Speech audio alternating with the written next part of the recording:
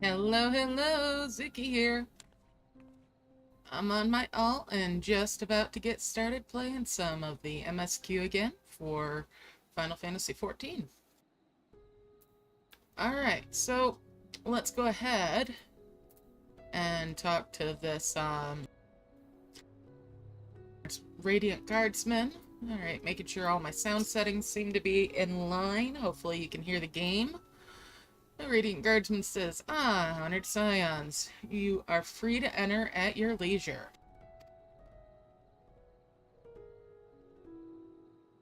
Hey Sage, how's it going?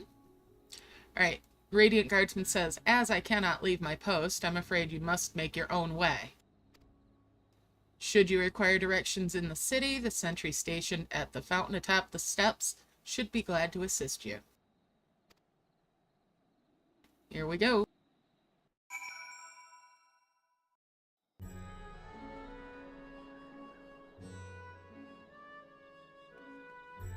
Alright, Estinian says, though I have been to Razat Han before, this place is a veritable maze. Rather than risk getting lost, we had best ask for directions from the sentry at the fountain. Lead the way, and don't expect me to act as your tour guide like certain others.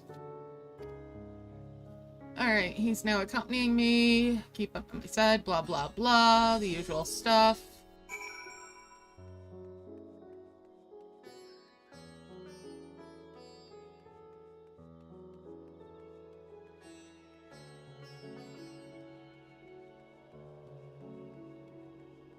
Let's attune to this.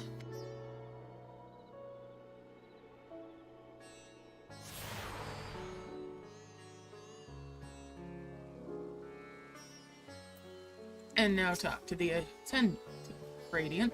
Mistress of the Gale, I presume. I understand you are here for an audience with the Satrap. If you require directions, I should be glad to provide them. Satrap's residence is situated in Dharma, the highest part of Razat Han. To get there, I would ordinarily recommend a route that takes you by the bazaars in the city's north. Due to the state of alert, however, most businesses are currently closed and the Aetherite disabled. As such, I'll provide you with an alternative path. First, please ascend the steps next to this fountain, then continue left. There'll be more steps, and upon ascending them, you will emerge on this path. Proceed through the large door on the right, and you'll arrive at Ruveda's Fibers. Within, you'll find another sentry who will give you further guidance. Stinian says, in other words, we head up. Sounds straightforward enough. Hey Phil, how's it going?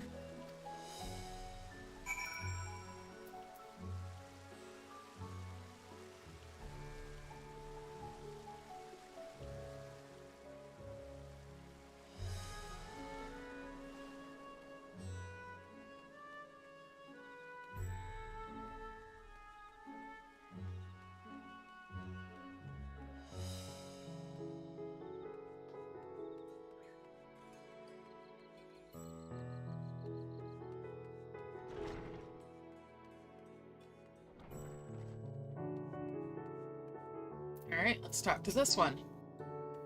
Heading to Meghaduda, are you? In that case, please follow this hallway to my right and go through the door at the top of the stairs. You'll emerge at the entrance to the airship landing, where another sentry should be on hand to assist you. Incidentally, if you ascend the steps on either side of you, you'll find the workshops of Ruveda Fibers. Though you're free to observe the artisans, take care to not lose your way.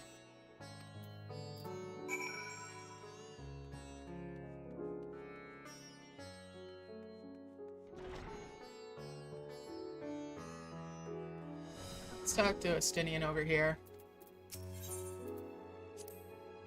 Estinian says, Thavnarian weave. Hard to imagine more vibrant stuff. I dare say Emmerich would be partial to the gold thread, and the blue, of course. He loves his blue. I've never put much thought into what I wear. A spare set of clothing is usually all I carry, and if that isn't enough, I can always obtain something locally.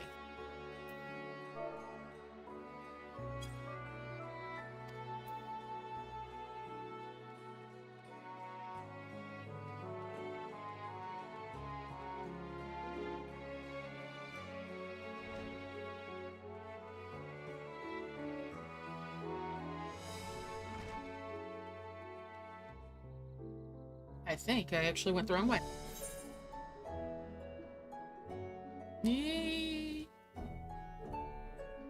Yes, I have gone the wrong way. Let's go back. I got distracted.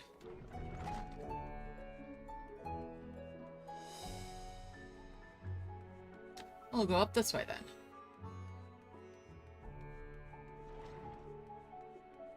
Alright, let's talk to this fella. He says, if you are here for an airship, I'm afraid all flights have been suspended until further notice. Stinian says, so the state of alert is still in effect. Perhaps it's for the best. That aside, we're not here for an airship. We have business at Meghaduda. Ah, in that case, permit me to direct you. From here, it's quite simple, really. Ascend these steps and then continue straight ahead and across a bridge. You cannot miss it. Okay. Oh, there's an aetherite over there. Let's get that.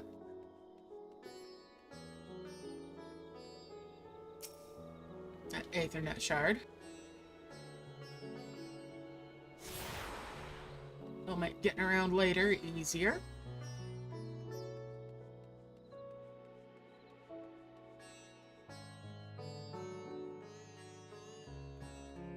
Alright, we're in Dharma. Looks like there's an aetherite over there. We'll wait for that, though. Let's go talk over here with Estinian. Alright, Estinian says, I remember passing by here with Barshan. The situation being as it was, I regretted not being able to show us the sights. Life has yet to return to normal here, but when it does, you ought to pay another visit. Though the city is confusing, the food is quite good. I'm partial to hums and myself. The meat's surprisingly tender and flavorful.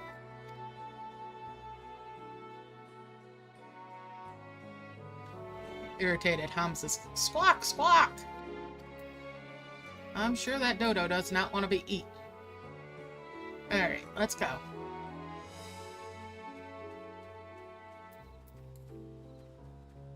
Let's make Estinian run.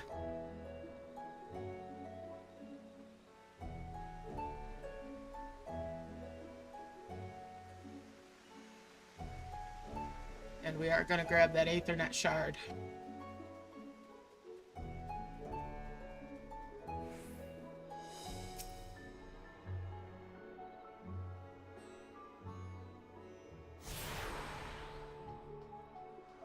And go right on up these steps.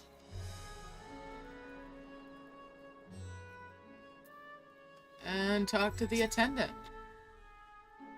The attendant says, greetings and welcome to Meghaduda. May I inquire about after your business? Estinian says, we are members of the Scions of the Seventh Dawn, come at the invitation of His Excellency. Ah, of course. We've been expecting you. I will show you into the audience chamber if you'd please follow me.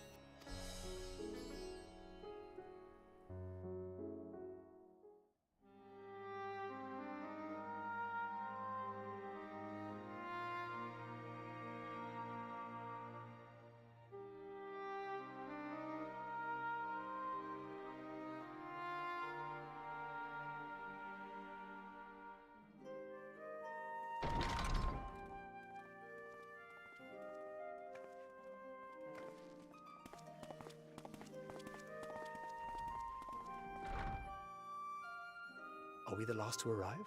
I hope we've not kept you waiting. Not at all. Your comrade is feeling better, I trust. Much better, thank you. Harness remedies are certainly potent, in more ways than one. One becomes accustomed to the taste, although I hope you never have cause to do so. Pray, take your ease.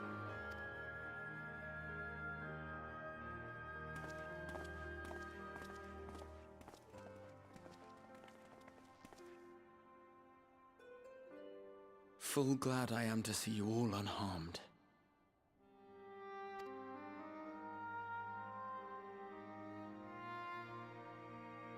Valiant scions, for your heroism, you have my boundless gratitude. You cast down that dire tower and set free its hapless captives. You cleanse their souls of its corrupting influence. No words of thanks will suffice. In place of platitudes, I offer a bounty of warding scales. Pray accept your due reward, along with the goodwill of Radzatan. Alchemists throughout the land were put to work in the forging of your talismans. The finished ones have been collected, and now await you at the High Crucible of Alchemia. Present this letter when you are ready to take them into your possession.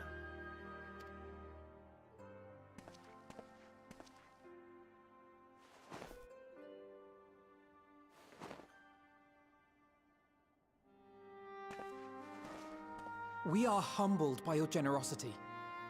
Know that the inventive wisdom of Radzatan will be vital in restoring serenity to our star. Every single one of those scales came from you, didn't they? You must still be in such pain. Oof. That got hurt. 'Tis of no moment. A mere annoyance compared to the dreadful suffering inflicted upon this land and its people.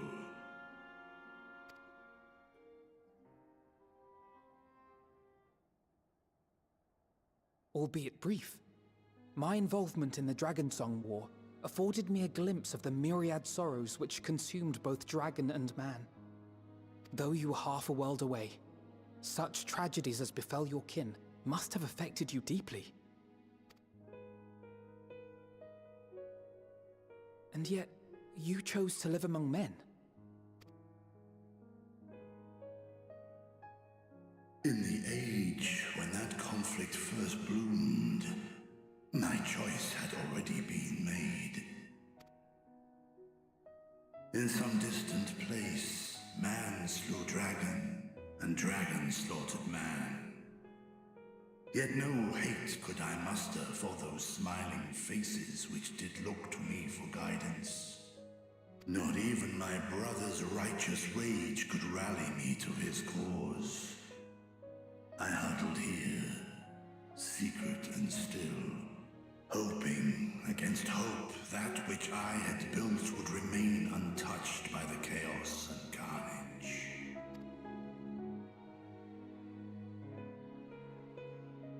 Twould seem we share the same desire for peace, great Vritra.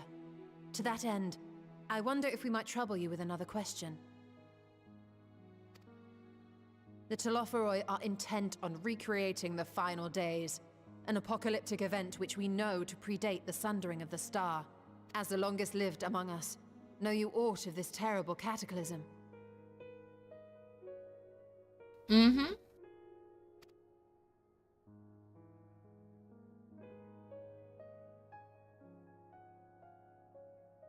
Nay. When war and strife drove my sire from his home, he crossed the great expanse with only our unhatched eggs as company. He alighted upon a shattered source, its 13 reflections long since scattered beyond the rift. Of events preceding his arrival, he knoweth naught, save that which Hydralin hath deigned to disclose. I see. So again, 'tis the inscrutable Hydaelyn to whom you must look for answers.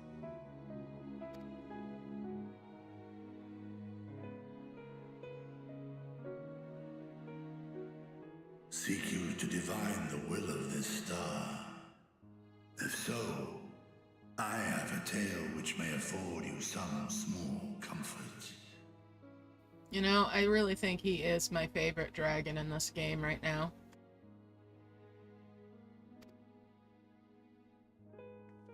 Tis a story from my youth, many, many years ago. To my sire, I once posed the question, of all the stars in the sky, why didst thou settle upon this one? To which Midgardsummer did reply, 'twas the last bastion of hope. He believed so long as Hydaelyn endured, so too might dragonkind. Solemn and portentous were his words. What deeper meaning they held, I could not, dared not pursue. 'Tis a stone I've left unturned ever since. Yet take you solace in the knowledge that whatsoever Hydaelyn does strive towards, 'tis an ideal which hath earned my sire's conviction.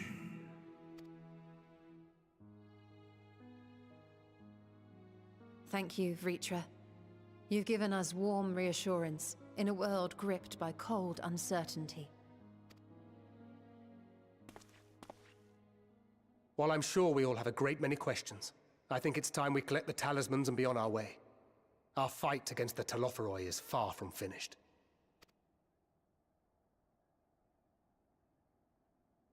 We must take our leave, but please do inform us if we can provide any further assistance.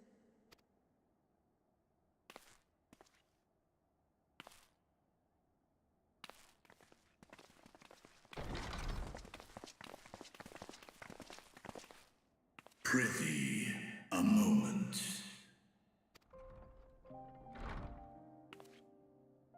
There is one whom my sire hath judged worthy of honor and respect. The one known to men as Eorzea's champion. This hero of renown and rumor, 'tis thee. What'll I say? Midgardsummer and I have crossed paths, yes. I've not spoken with your father in some time. I'm gonna say I've not spoken with your father in some time.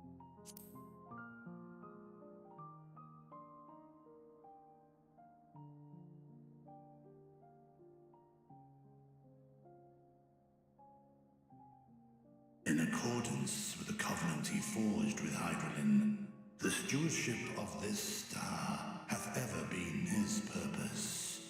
Silence in the face of thine actions is the greatest sign of his approval.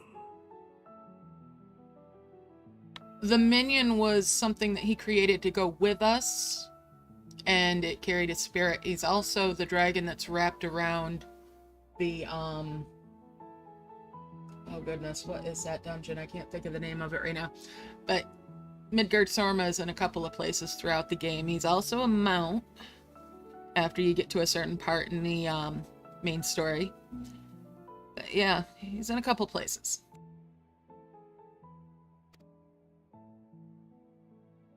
'Twas a revelation most pleasing that thou, a child of man, had gained Midgardsummer's trust.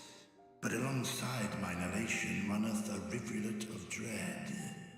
For upon thy life's reel wind too many threads of fate, power, wheel enmeshed with woe. Amidst this tangled knot thou shalt know no rest. 'Tis an endless confluence of forces, a struggle without surcease. Keeper of the Lake. Still is the attrition wrought upon thy companions, as they are swept up in the storm of thine existence. So yeah, it came to me. Midgardsummer is the dragon that's wrapped around the structure there that's the Keeper of the Lake dungeon.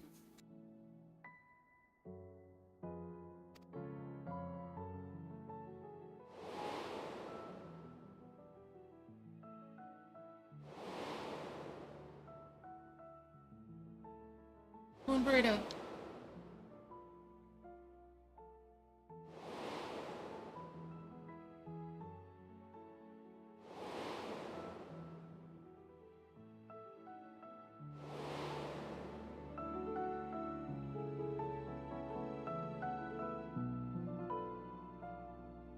Take heart and protect them well. They will be your strength and your salvation. The hope thou wilt need come the end. Even cowering behind my curtain, I know the suffering of the powerful. I have watched my siblings driven mad by loss. Thus do I exhort thee to spare no effort to keep thy loved ones safe.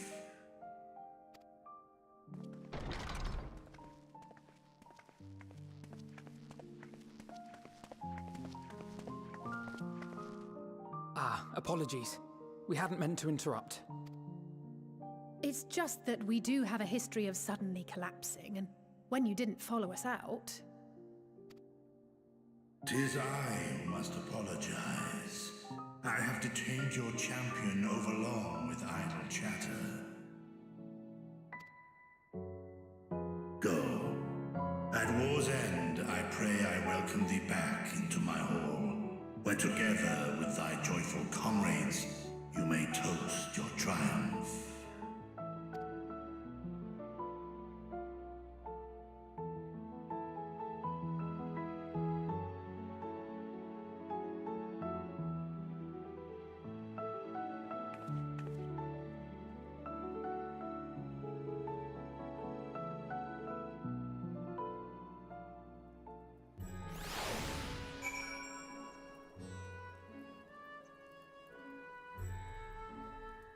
Alright, let's go talk to Alisei.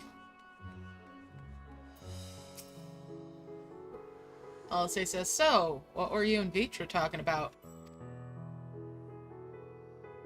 Nothing? Very well, if you say so.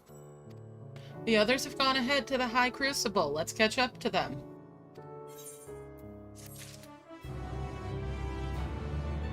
Alphino has a mind to join the others at the High Crucible. The attendant was kind enough to give me directions to the High Crucible. First, let us return to the mulberry orchard.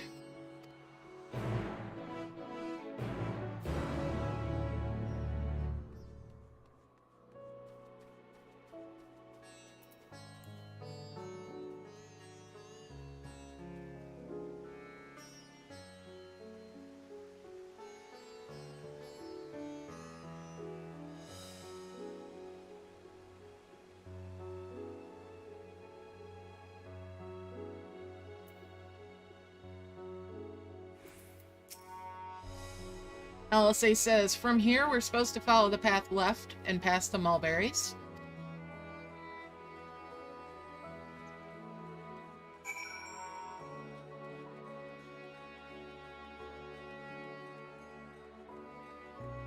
Attuned to that Aetherite. Or Aethernet shard.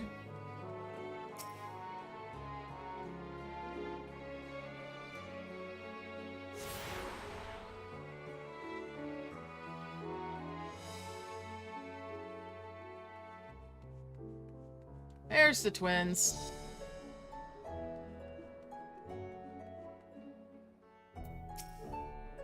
Alisei says, where the street turns, enter the door straight ahead, then descend the steps. I thought the Crystarium was confusing, but it doesn't compare to Razat Han. The architecture and decorations make it even harder to get your bearings. Anyway, let's see where that door takes us.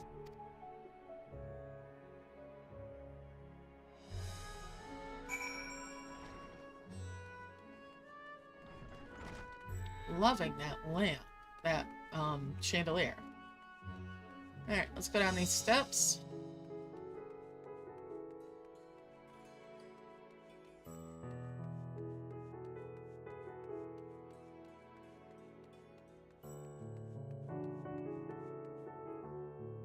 And we'll talk to Alphino. Alphino says, and here is the Aetheryte Plaza. So far so good, and there isn't much further to go. From here, we just need to cross to the other side of the hall, then pass through the larger of two doorways. The High Crucible lies beyond. I suspect the others have already collected the warding scales. Come, let us join them.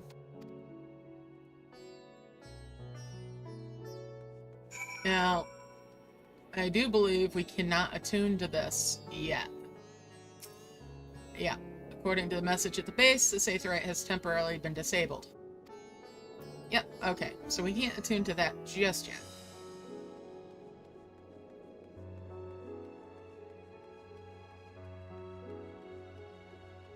It's story log. Here's some of the others. Ready. Alright, let's go over here. And talk to Alice. She says, we're last, of course, but at least we found the place.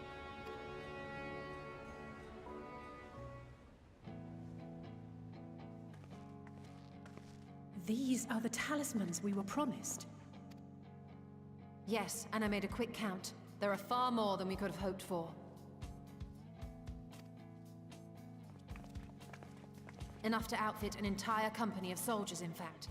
Considering the involved process, that they were able to manufacture so many in such a short span of time is nothing short of a miracle. Once we have distributed them to our allies in Eorzea and the Far East, we'll have a fighting chance to bring down the other spires, just as we did with the Tower of Zot. Or we could use them to invade Garlemald proper, and strike directly at the Talisman's base of operations.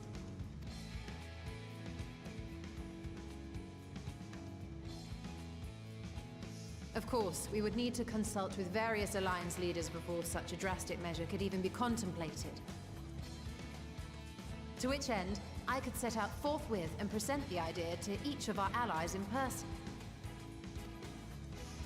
Pray allow me to undertake some few of those journeys. I find myself restless and in need of purposeful duties. I can head eastward. Bosnia and Dalmasca are just a short hop from here. And Doma's shinobi network should come in handy for passing on the word. We shall share the burden then. Meanwhile, I think it best that you and the others take the talismans back to the Baldessian Annex. We must keep them safe and secure until we've decided upon a course of action. Please, I must speak with you.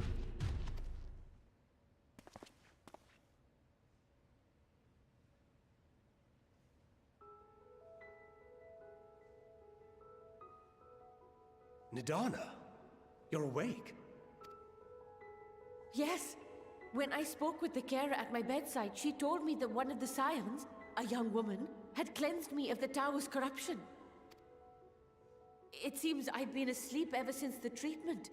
But when I awoke and learned you were all still here, I knew I had to come.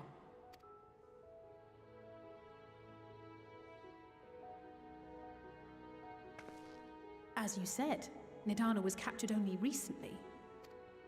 Such a brief exposure is swiftly cured, so I tended to her before we gathered at Megaduta.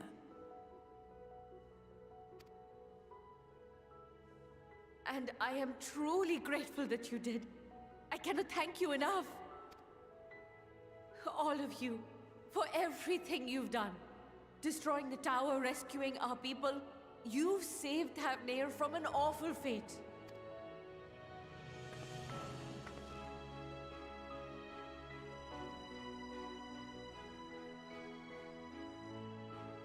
Yet who hath truly saved whom? Due in no small part to thine inspirational courage, the alchemists were successful in reproducing warding scales of proven efficacy.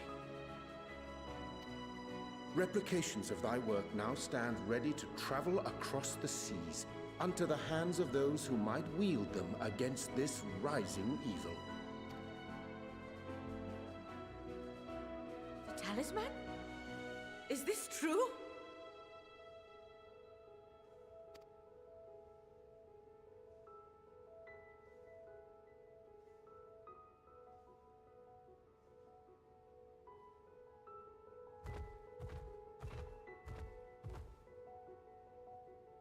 was so groggy from sleep, I didn't even think to ask.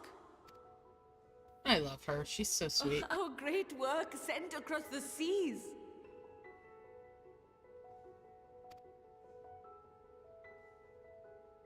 It was worth it. Oh, it was all worth it.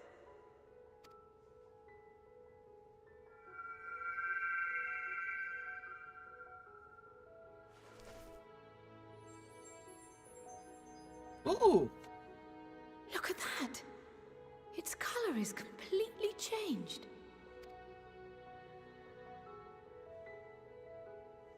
What do you have there?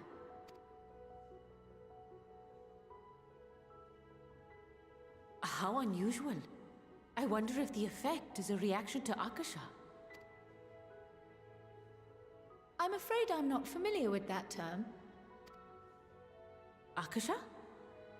It is one of the unseen energies defined by Harnish alchemical theory. Though a gross oversimplification, some describe it as an essence influenced by feelings. Which makes their alchemy different than the alchemy of Elda. You imply that it is distinct from ether? Foreign scholars often conflate the two, but we see them as separate concepts. Ether is an energy which permeates the land. It exists within animals, objects, even the air we breathe, affecting all through which it flows. Akasha, on the other hand, exists in a domain beyond our reach. A gift bestowed from on high, or torn from the heavens in some traditions. Akasha can neither be created nor destroyed. It is beyond our power to purposefully alter or manipulate. The only thing observed to influence it is an abundance of, I want to say, spiritual emotion. As a veteran of the battlefield, surely you've experienced moments of desperation or exaltation when you've transcended the usual limits of your capabilities. Limit breaks. That is a manifestation of Akasha, the invisible essence harnessed by heart, mind, and unyielding spirit. I really must hear more about this theory. Our disciplines are based entirely upon the idea that ether is the fundamental form of all energy. I'm glad my haphazard explanation has piqued your interest. But even for us, Akasha is a somewhat abstract field of study. A lack of practical application lends itself poorly to formalized research.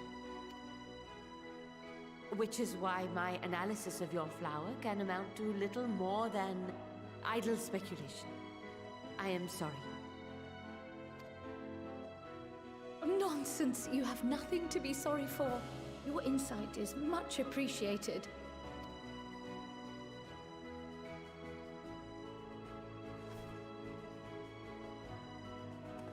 Shall we depart for Sharlayan then?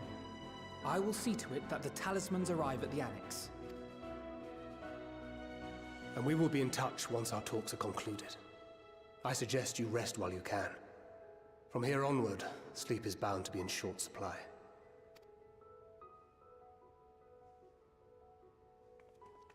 They talk about resting an awful lot in this expansion.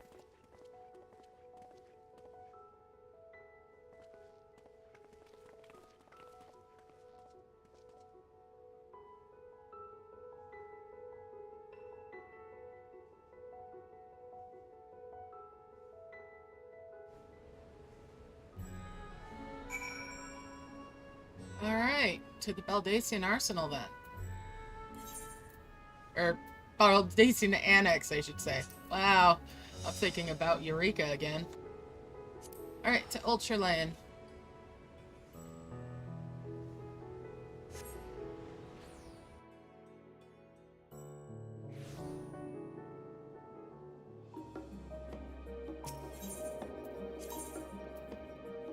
To the Annex.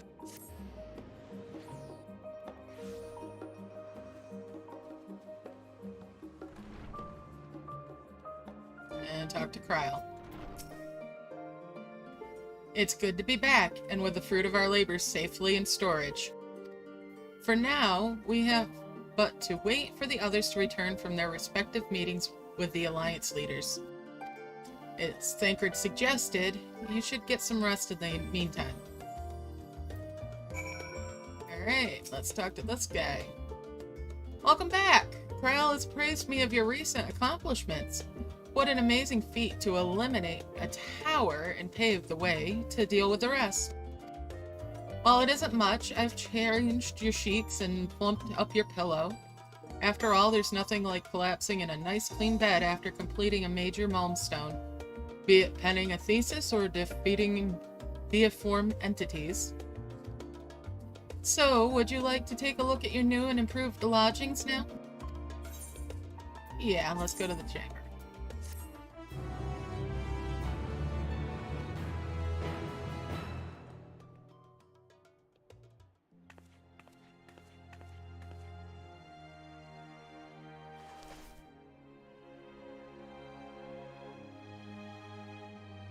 Oh, it's gray again.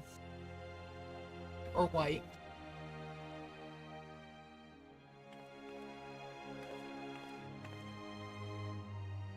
Quite the view. Take heart and protect them well.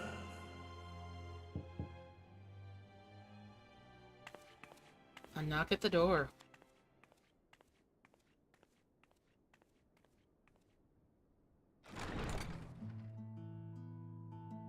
Good, you're here. You haven't eaten yet, have you? We've bought quite a spread if you're interested. Only the finest dining from the last stand. I love this cutscene.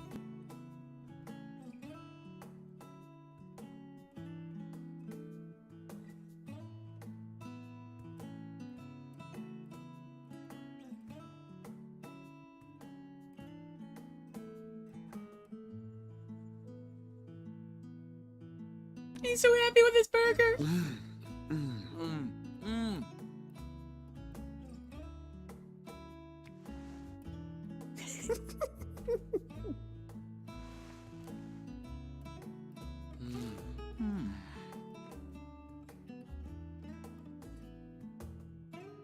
Lest you wonder, we invited Estinian as well.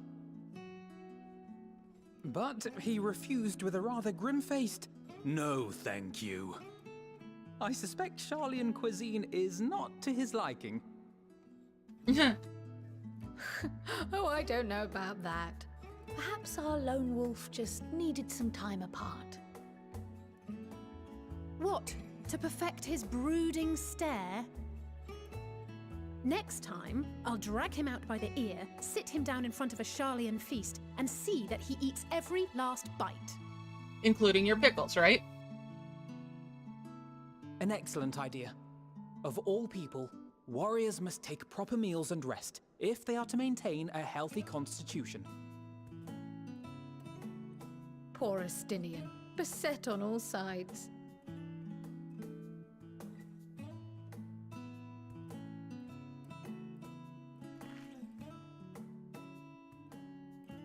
Speaking of one's physical condition, Mistress Cryle, I hear you recently played literal host to Heidelin herself. And what an experience that was. Tiring, yes, but no lasting harm done. If anything, I should have liked to speak with her longer. I've not felt a hint of her presence since. Heidelin instructed you to carry that flower, yes?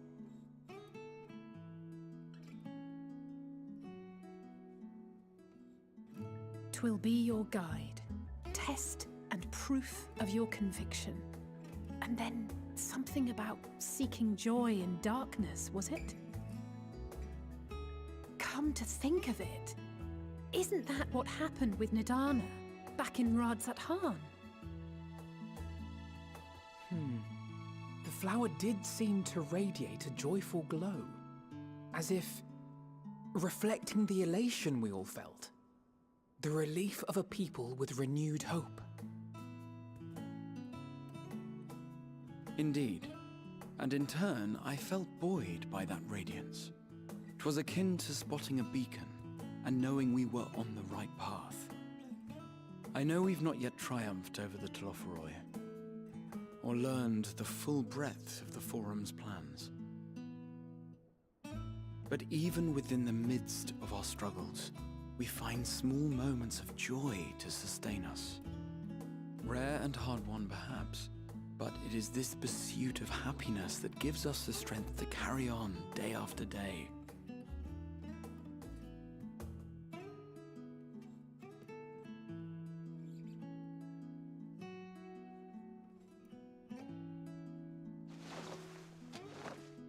Hey, that's mine. To the swift the spoils. Though I recall that levitation spell of yours was quick enough. Only barely. And even at my best, I'm still too slow to wield it effectively in battle. Mayhap I simply require more practice with this new magic. You unearthed it from the depths of Numenon, I presume? Aye, and from a veritable mountain of arcane tomes at that. 'Twas necessary to facilitate my solitary explorations. Or, to put it simply, you used it to sneak around the Forbidden Archives. Yes, well, after a fashion.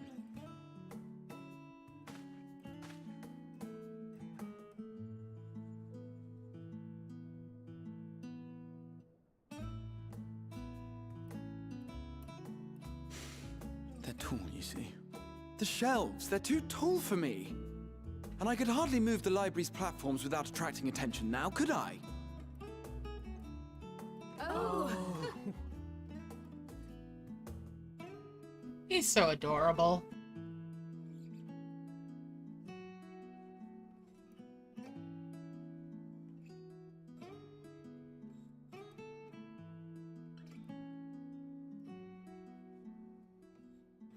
Totally best cat boy.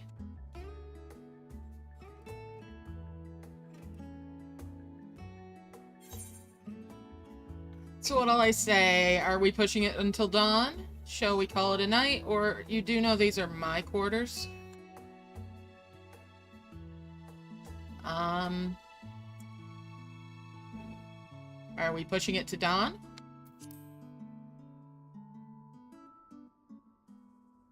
I'm not that ambitious. But 'tis pleasant to idle away the hours every once in a while.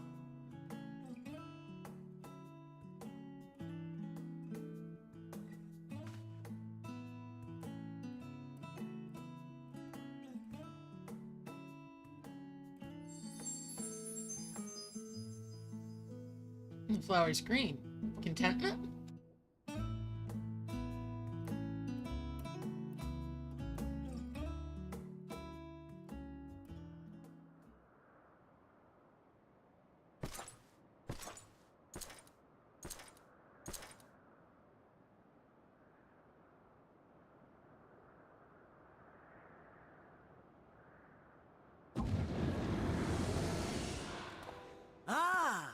Enjoying the bracing cold, I see. Do you not own a warm coat or a cloak? Something in fur? Or fashioned from the skins of your enemies? Or... well, never mind that. I come to you once more as the bearer of bad news. Our tower in Thavnir has been toppled, and I need not tell you by whom. Given how many we have at our disposal, the loss of a single spire is hardly fatal to our plans. It does, however, slow the rate at which we siphon ether. If they continue to preoccupy themselves with the towers, then all will be well. But should our foe prove bold enough to strike at us here, then the timing becomes questionable.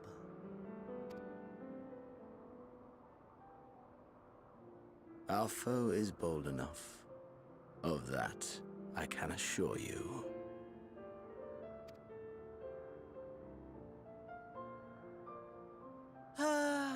Yes, very well then. I suppose I must prepare a proper welcome. Honestly, talk of your nemesis is the only thing you seem to enjoy. Does nothing else spark your interest?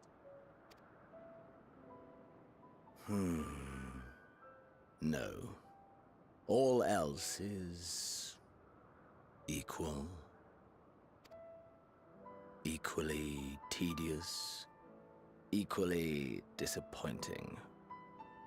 The world is a tepid bog into which we sink, too weak to thrash as the mud clings to our eyes and fills our throats till we blissfully choke. But then came the light, blinding and pure and hot, so very hot, enough to set my soul aflame. I basked in the afterglow, until the void yawned once more.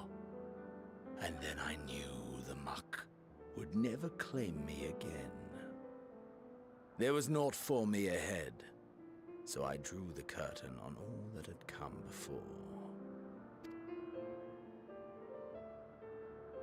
Burn, burn, let the whole star burn. I will have my contest. I will reclaim my moment.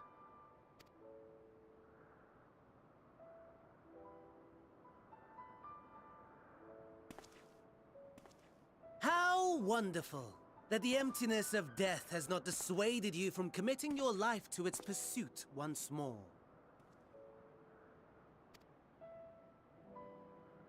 I don't know whether to envy you or pity you.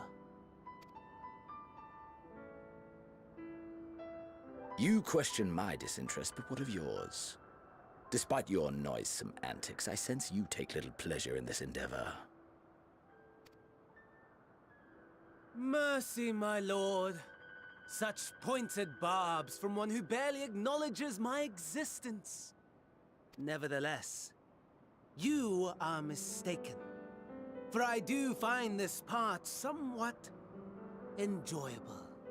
You see, when I was mortal, I would always have the same dream. It was a fragmented thing, disjointed, all the faces incomplete. The setting, too, was unknown to me, so I thought it simply a fantasy of my sleeping mind. Until one day, I realized it was showing me the truth. Much as your dream of the final days enlightened you.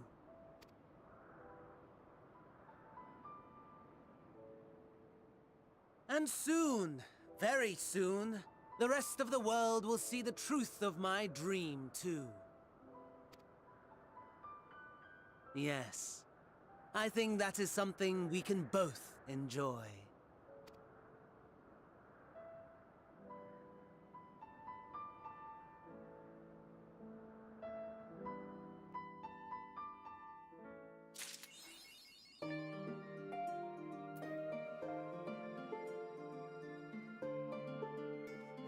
Alright, let's talk to Kryl again. Kryl and Graha are having a pleasant conversation until you barged in. Ah, Kryl says, there you are. Feeling refreshed, I hope? I was about to make my way to the studium, as it happens. I wanted to try and speak with the Scholark Moshchang, I cannot say his name, and thank him for coming to our rescue in the Rasta. As it turns out, he'd come here to see us following the hearing, only to find that we'd already departed for Thavnir. Knowing him, he was probably hoping to chew the cud with his former students. Since we're still waiting for Y'shtola and the others, I thought now was the perfect time to pay him a visit. Care to join me?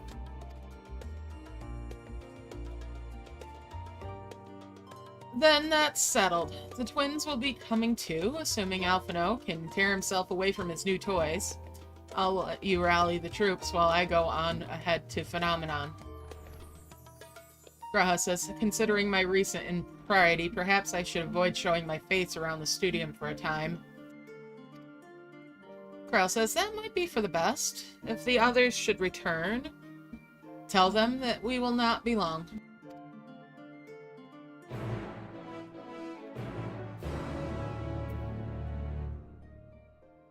Alright, speak with Alisag.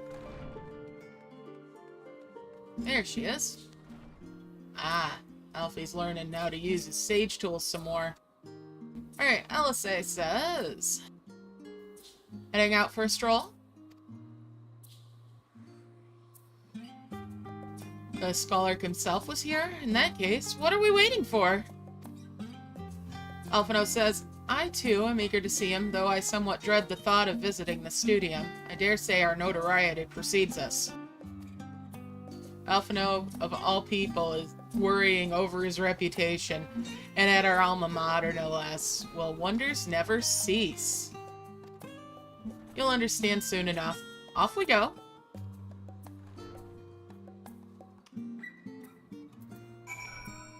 Okay, let's go.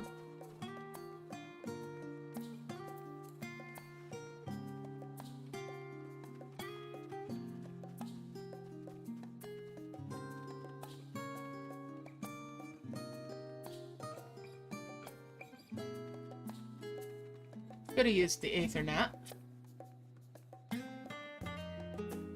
But it's so pretty, I like moving around out here.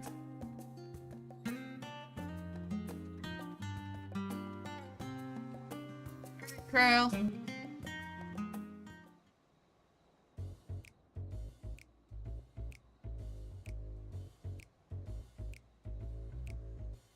Cryle says, here it is, Phenomenon. While I expect you made note of it before, one can hardly miss it. This is the first time you've been here on official business, correct? Cryle says, while most of the space is taken up by the expansive auditoriums, it also houses numerous laboratories, testing grounds for experimental magics, and a host of administrative offices and so forth. Alphino says, as the center of what would later become the studium, it was established to promote the study of etherological phenomenon, hence the name.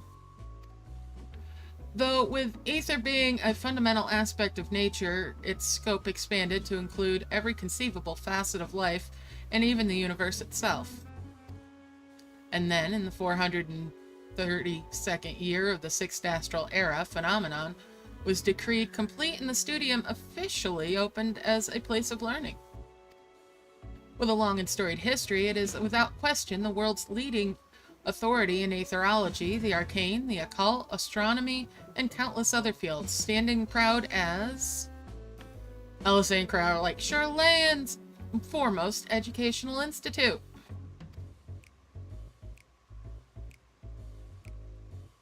Crowell says, you always did enjoy giving the grand tour to new students. Alice says, as indeed, I've long since lost track of how many times he's recited that same foppish speech. Such is his undying love for his old stamping ground. He was in top form back then, youngest to enter the studium, graduated with highest honors in magical arts and etherology, undisputed champion of the debating chamber. Crowell says, hold on, you both joined the studium at the same age, yes? And from where I stand, you're equally prodigious scholars. Elsa says, nice of you to say, but Alphino actually entered half a year before me. Nor did I do well enough to graduate with honors, and I am certainly not the studium's most notorious master debater.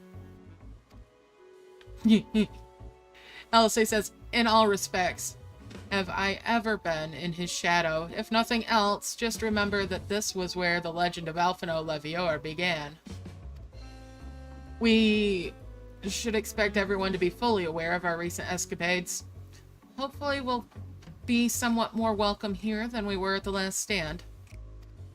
I know better than anyone the adoration the student body has for Alphino, and with a bit of luck, it might work to our advantage.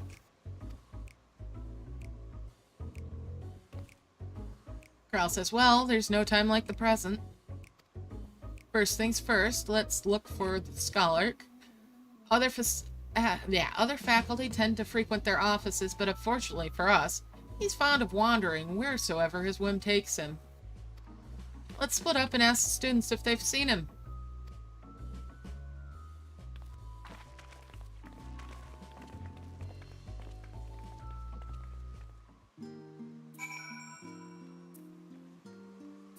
Alright, let's go find him. Talk to this student. That was Elfino Levior, wasn't it? The Elfino Levior? And he's with his sister and Master Baldacian's granddaughter. This can only mean one thing. An event of epoch-shattering proportions is fast approaching. Spread the word. Oh, sorry. You said you were looking for the scholar, yes? Knowing him, he could be anywhere, but Miss Alipo should have a better idea. Okay. Oh, while we're here, let's repair my gear.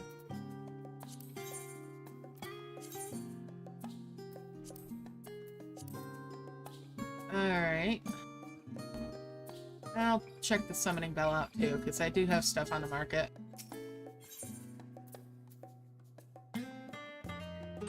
This is the one I put stuff on last night. Haha, yeah. All that stuff that I put up there, those wall lanterns sold. Alright, I'll grab that stuff later.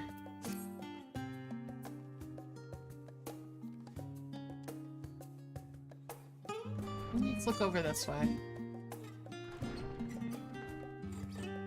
Here we go.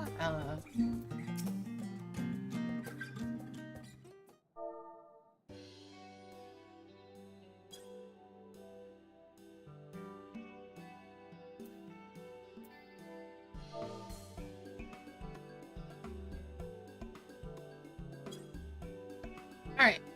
Hey, Alipo says, are you lost? Wander in off the street, perhaps? Wait, don't tell me. You're a trainee gleaner fresh from off the guild ship? I'm right, aren't you? Or aren't I? Oh, how silly of me. An orientation is in order, ahem. Allow me to bid you a warm welcome to Searcher's Meet. Let me start with a question. What is the most important thing you'll find in the studio? That's right, books. And what's the second most important? Why, that's simple. Everything else!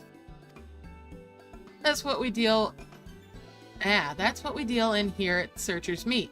Wherever the students or tutors find themselves in need of equipment or materials, they come to us. If we don't have it in our stores, we send the gleaners off to find it.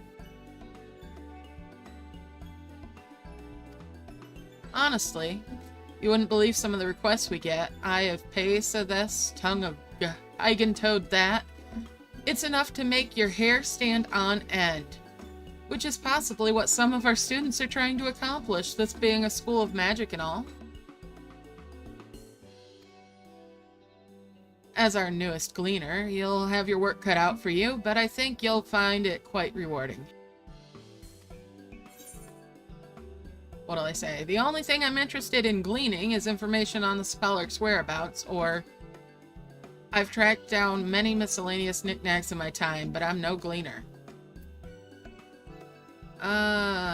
First one.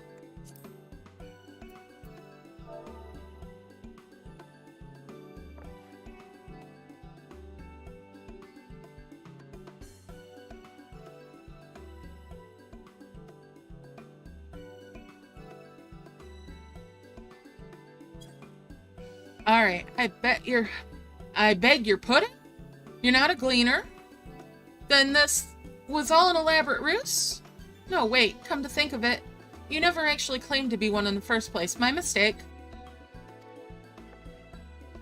He was here, but now he's not. I did speak with him shortly before you arrived, though. He said he was on his way to Maker's Meet. Go back the way you came in, and you'll see it on the opposite side of the entrance.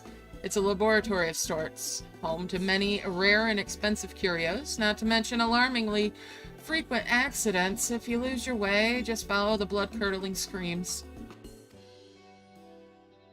Huh, in the time it's taken me to tell you all this, Skullark has probably already left. Best of luck finding him. I have a feeling you're going to need it. Hello, Mithrin, how you doing?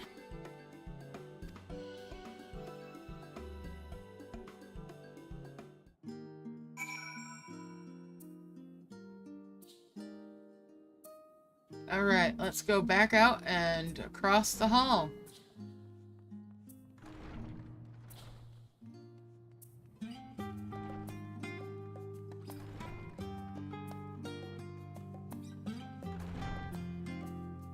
Okay. Over here we go. Level-headed student. We'll talk to this one. And the level-headed student says, yes, the Skullark was here a short while ago. He offered me advice on my current research project. Though we spoke at length, I don't recall him mentioning where he was planning to go next. When we parted ways, he went down the corridor, perhaps to one of the auditoriums. Well, then, he's moving right along, isn't he? Guess we're gonna cross back over. Yep.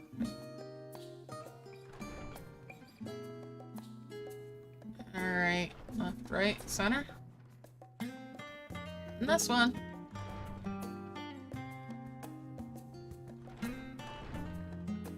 There he is.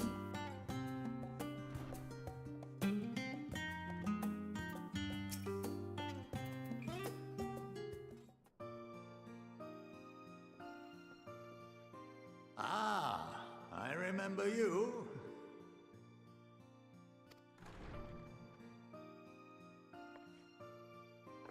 I pray we have not caught you at an inopportune moment.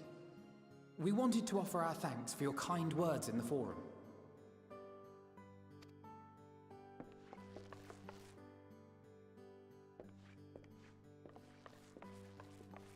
Well, I could hardly let that inquisition go unchallenged. I've always believed that curiosity should be nurtured, not stifled. Thankfully, a majority of my colleagues agreed. A slender majority, aye, but a majority nonetheless. Had the vote not gone our way, we would be having a very different conversation, if any at all. Though I'd like to think you would have not given up on our cause. I'm told you paid a visit to the Annex afterwards. Yes, that's right. I was hoping to speak with the grandchildren of my dearly departed friends Galuf and Louisoix in a less dour setting. But it seems I just missed you.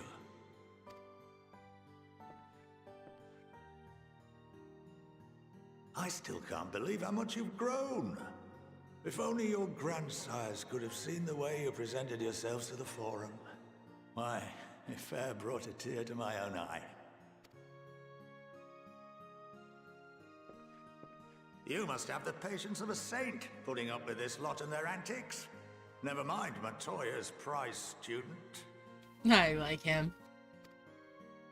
Luckily, I know a thing or two about managing unruly younglings. If you ever need advice, don't hesitate to ask.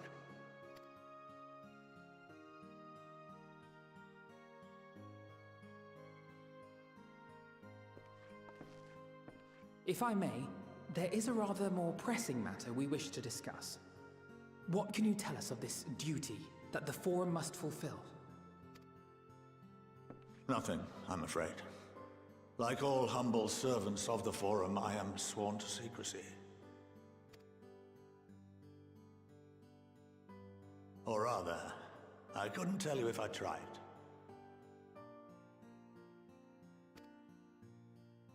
Our duty is of the gravest importance. Furthermore, if the particulars were made public, it would incite widespread panic. Cool, Phil. As such, those entrusted with this duty have been bound by an enchantment, which prevents us from speaking of such matters without the express permission of the Forum. Which is why that one guy looked like he was having a force choke when he was trying to talk her back there in the forum. How is that even possible?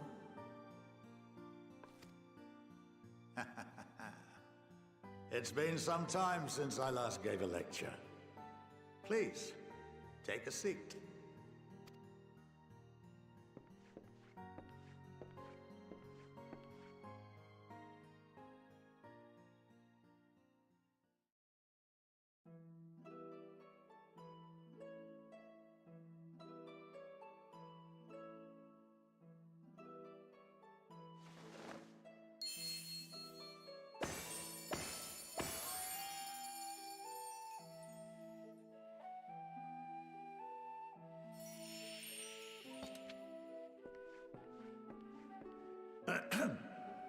We shall begin by reviewing the fundamentals of etherology. The ether, which imbues us with life, can be categorized into 3 forms. 2 are of the incorporeal sort, the soul and the memory. Can anyone tell me the third?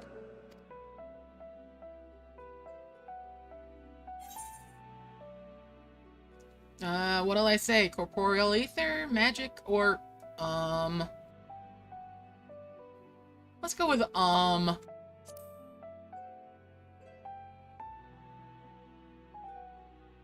The answer is Corporeal Ether. This is the form with which the layman is most familiar. Consumed by even the simplest of daily activities, and replenished by the food and drink that sustain us, this form of ether is in constant flux. In contrast, the ether that comprises the soul is rarely subject to dramatic change. The same can be said for memory, as the two are intrinsically linked.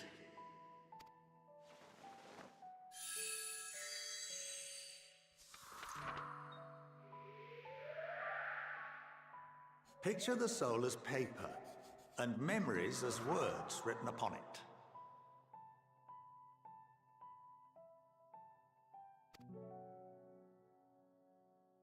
Now, what would happen if that paper was doused with ink? The same type of ether as comprises the memories.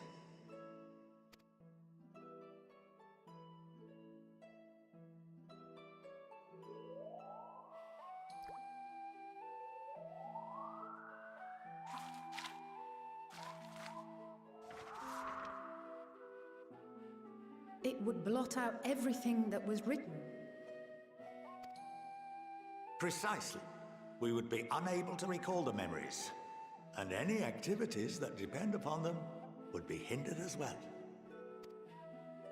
In fact, this exact phenomenon was observed on a vast scale not so long ago. And what might that have been?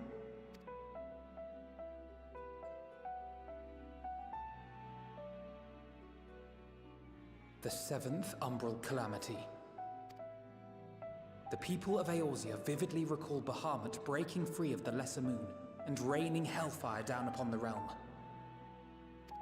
But no one could seem to remember the events that followed immediately afterwards. Indeed. To this day, we have yet to determine whether it was an unintended consequence or a deliberate act. The enchantment which binds me and the rest of the Forum is based on a similar principle. And yes, it is a contravention of the Sharlayan prohibition against the practice of memory manipulation.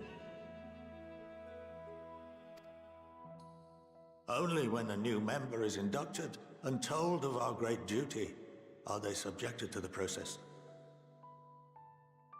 A necessary evil. You have my word that it would never be used to manipulate the populace? I should hope not. But can this enchantment be dispelled and your memories restored? If 9/10 of our members give their approval, then the process may be reversed. Then, and only then, would we be able to speak freely to others of our sacred duty. Barring that, we must wait until we return to the ethereal sea.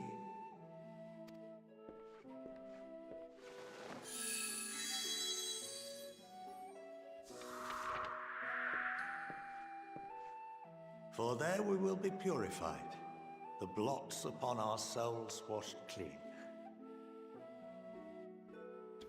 Need to make note of this.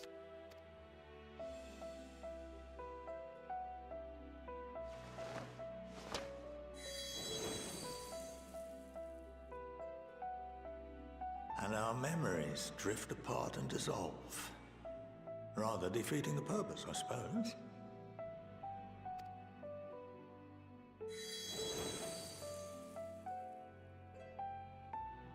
But there are those memories that are indelibly etched upon our souls, some believe. What happens after that? We are reduced to pure ether, coalesce with that of others, and create souls anew.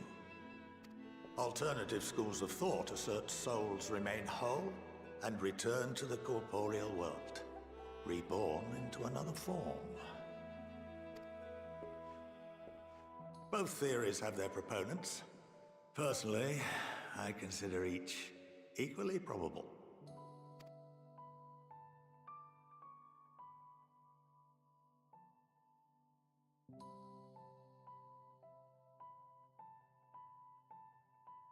Well, I think that's enough education for today. Now that I've given you some food for thought, or rather, an entire banquet. They went out of their way to make sure we got that lore, that information.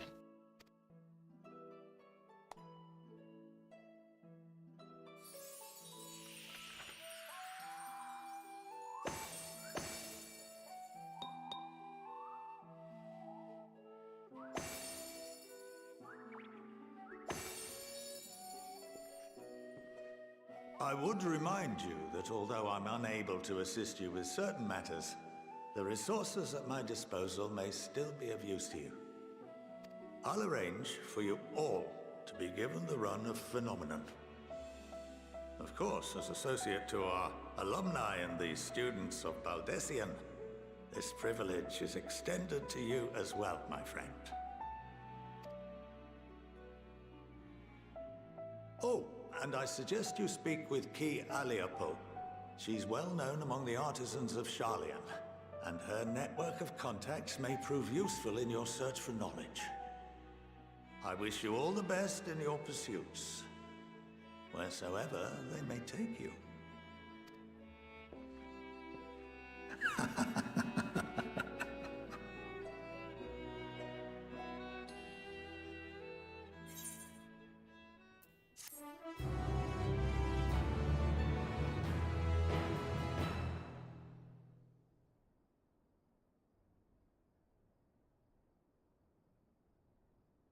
Been granted the run of Phenomenon. For your game, Kialpo would put your artistry to good use.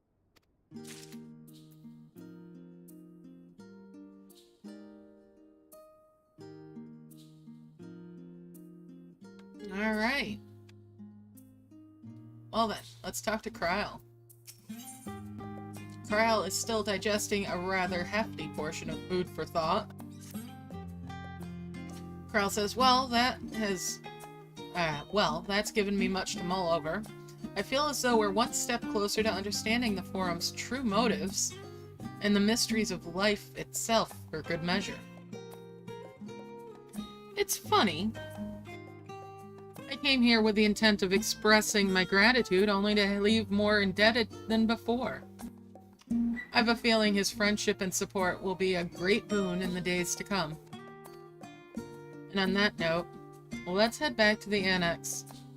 Perhaps on the way, you could better acquaint yourself with Kialapo, as the scholar suggested, while I share our findings with Raha.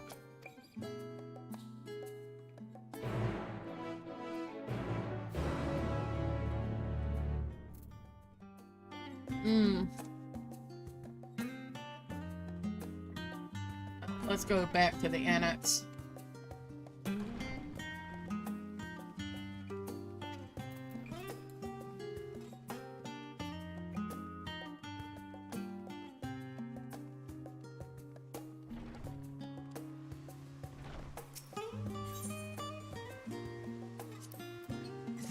Alright, to the annex.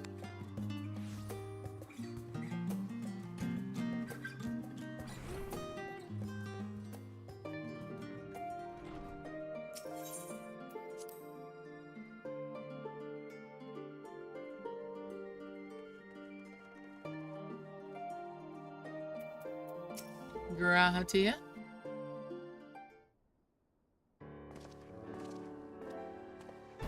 Ah, welcome back, Grahatia says. From what I hear, your trip to the Studium proved most educational. While you were away, I received word from our fellow Scions. Hey, Sally, how's it going? Graha says, as expected, news of the warding scales was met with much joy. Preparations are now underway to bring the leadership of the Grand Company of Eorzea and the Eastern Alliance together to determine a way forward. Our friends have asked that we bring the scales in our possession to Limsa Laminza.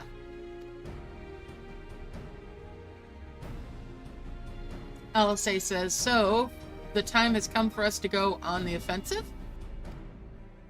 Graha says, it's too early to be certain, but that does seem to be the way the winds are blowing. I, for one, can think of no reason to oppose such a plan, but let us see what awaits us in Vilbrand. Kral says, let's start by getting the scales out of storage. Give me a hand, would you, Estinian?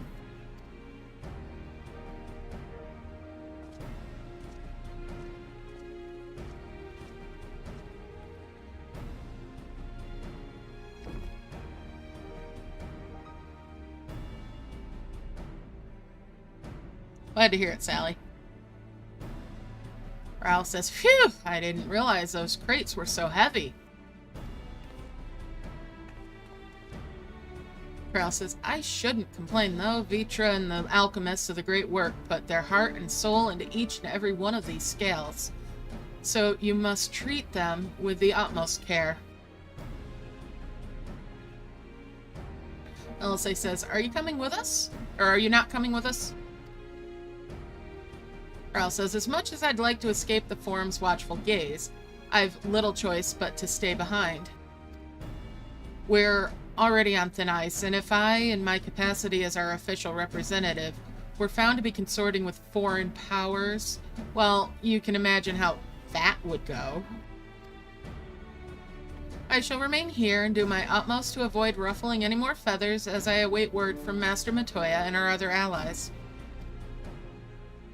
Alphino says, with luck, we soon will have good news of our own to share. Alphino says, the tide is about to turn. I can feel it. To Limsa Laminza.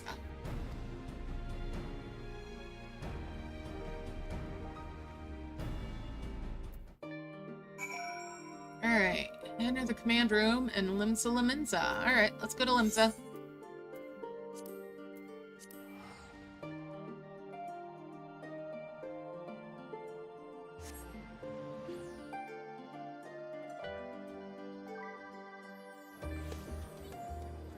Oh, did I have my shots?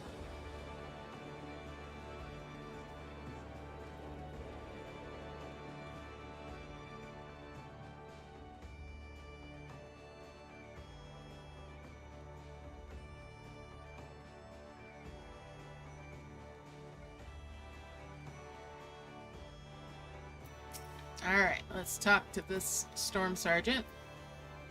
Zandfael says, ah, I was told to expect you. As you may or may not be aware, the Admiral is is at present entertaining the Elder Seer and the Sultana. 3 of the most powerful women in the world in one room. Do you need a moment to prepare, or shall I show you to them? Proceed. Let's make that 4.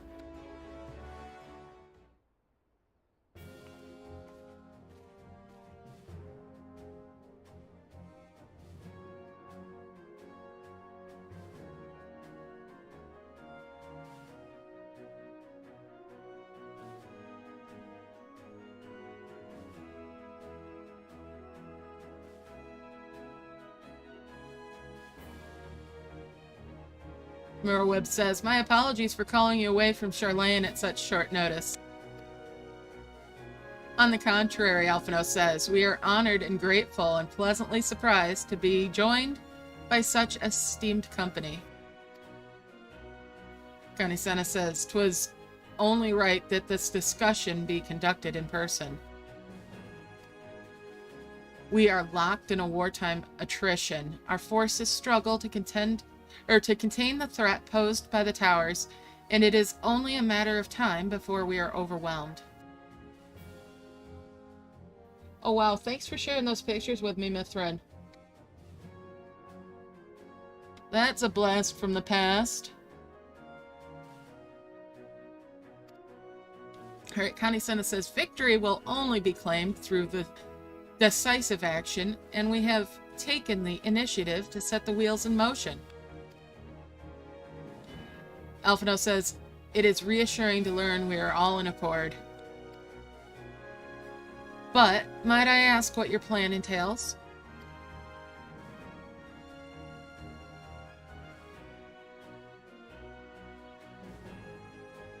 Nanamo Olnamo says, it hinges entirely on the warding scales and our ability to utilize their potential to the fullest. Morweb says, during your time in Charlene, the allied nations have been engaged on separate fronts, with no end in sight. To make matters worse, a surge of abductions of kobolds, Sahagin, Ixal, and Ananta have given rise to an increasing number of primals as well. But your triumph in Razad Han has given us cause to hope once more.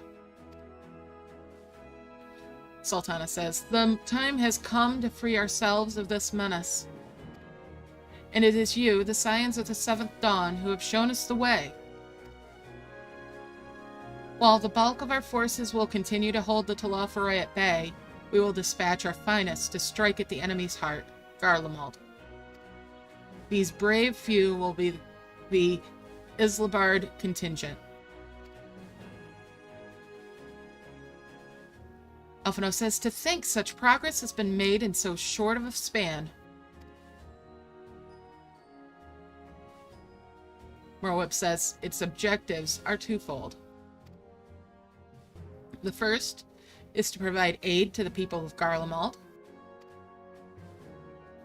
Nanamo says, as previously reported, countless Imperial soldiers and civilians have been tempered, robbed of their free will. They serve the Talophoroi's every whim without question. They too are victims. It is our duty to deliver them from their suffering, not for strategic or political gain, but because it's the right thing to do. I do not ask that we set aside the decades of conflict and conquest, that we simply choose to forgive and forget. I ask only that in choosing to remember, we do not also forsake compassion and morality, for without that, there can be no reconciliation, only death without end. Roab says, aye, on that we can agree. Our second objective is the Colossal Tower that Thancred and Urianger observed in the capital. Though its purpose remains unclear, there's reason to believe that the smaller spires are merely precursors, are a precursor of what's yet to come. Until the Tower of Zot was toppled, we failed to make any headway, though the same could be said of the Talophoroi. They're certainly in no rush to press further into our lands. I'd wager the Spire's primary purpose is to divide and keep us occupied while they work towards their annihilation. Connie Senna says, this would appear to be substantiated by Y'shtola's analysis of the tower's influence on etherical currents. Based on her observations inside the Tower of Zot, the spires siphon aether from the land, consuming it to maintain their form. However, they draw far more than is required for this task alone. The excess of aether remains unaccounted for, but we can be sure it's not being harnessed for our benefit. Morweb says, it wouldn't surprise me in the least if it was being redirected to the larger spire in the capital. There's a logic in that. Regardless, once we have uncovered the truth, we'll bring their schemes crashing down along with their infernal towers. Estinian says, that's all well and good, but what would you have us do? I assume it's more than handing over the scales and being on our way. Roab says, we want you and your scales to join the Islabard contingent. Consider it an official request from both the Grand Company of Eorzea and the Eastern Alliance. Do you accept?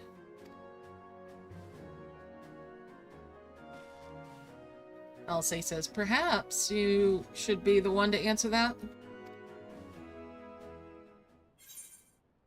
What'll I say? For honor and glory, for the people of Garlemald, for revenge against the Taloforoi. For honor and glory.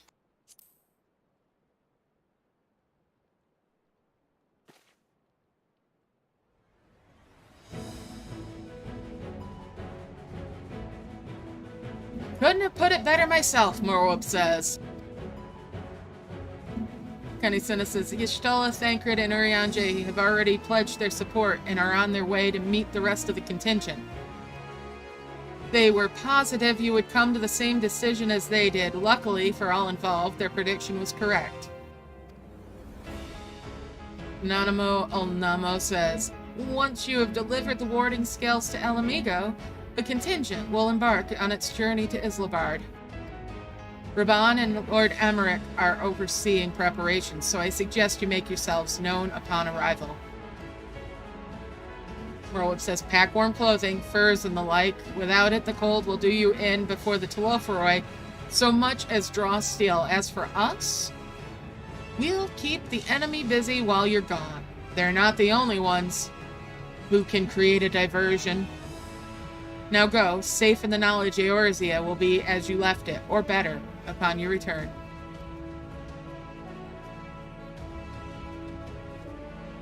Them's marching orders there.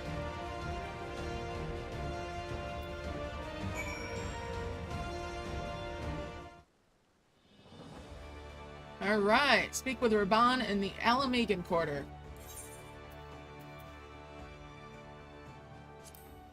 Alright, Alamegan Quarter, here we come.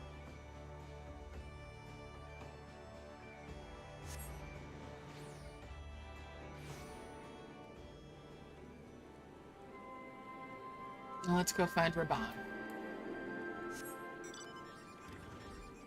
I really do need to do something about my Aether curtains here.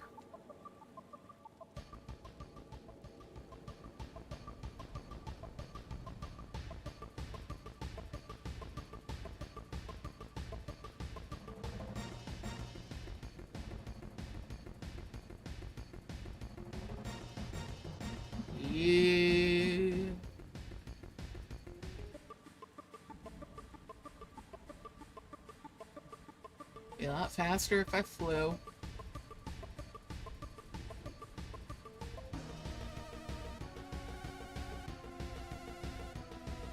Alright, there we are.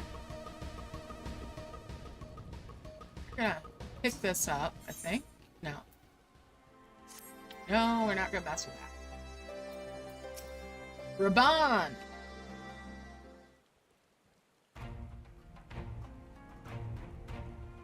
Raban says, the Wanderers return. You've been busy bringing down a tower and producing the keys to destroying the rest of them.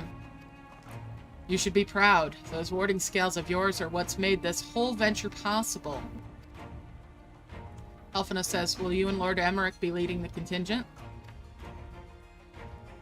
Emmerich says, regrettably no. Our role is to organize the various delegations into a cohesive unit. Once we've seen you all off, it's back to our respective posts. We dare not neglect our duties for too long, lest our defensive efforts fall into disarray. And just between us, there are a fair amount of opposition to the formation of the Islabard contingent. The very suggestion that we send out some of our finest troops behind enemy lines to render aid unto the Garleans has made me rather unpopular in certain quarters. Justinian says, huh, can't please them all. Imric says, sadly not, though I do my best. Truth be told, I'd much rather be at your side, charging into the fray. Alas, I've battles of my own to fight where words may serve me better than any blade. Raban says, I hate to say it, but Lord Amaric's struggles mirror my own. For the time being, the rest of us, the best we can offer you is the peace of mind of knowing that Eorzea is in safe hands. As you fight the good fight in Islabard, I and the other commanders will do what we can to convince the naysayers that our cause is just. Alphonse says, thank you, both of you. We meet again. Gaius, word of your exploits travels quickly. From what I gather, the protective talismans you obtained led to the formation of this expeditionary force. My contribution on this occasion is but a minor one, that being the information I have shared with Maxima. For the sake of the people of Garlemald, may the fates be on your side. Estinian says, so you're not coming with us? Strange. I thought you'd have a stake in this. Gaius says, I do. The Taloforoi have laid waste to my homeland and enslaved my people. But though every mode of my being cries for vengeance, I cannot be the one to deliver it. My presence alone would place the entire mission in jeopardy. I stand accused of murdering Emperor Varys and plunging Garlemald into chaos. Were I to travel with the Islabard contingent, it would give my countrymen ample cause to question our motives. Conversely, those who believe me innocent may instead celebrate the return of a former legatus and attempt to raise me to a position of leadership, further destabilizing the region and complicating the contingent's mission. Whether I'm branded a villain or hailed a hero, I would not only hinder your efforts. So what do I say? We will deliver your people from harm in your stead, or I doubt they'll be pleased to see the champion of Eorzea set foot on Garlean soil. Let's be reassuring. We will deliver your people from harm in your stead.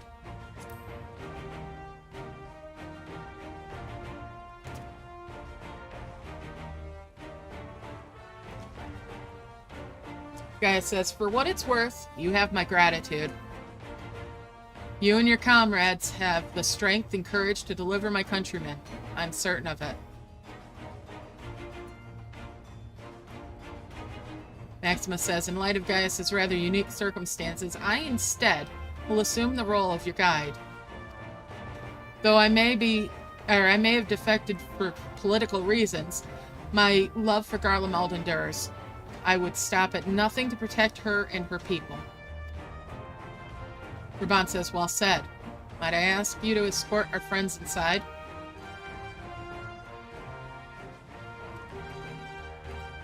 Imric says, you might even bump into an old acquaintance or two. If I don't see you again or you depart, may the Fury guide and protect you. All of you.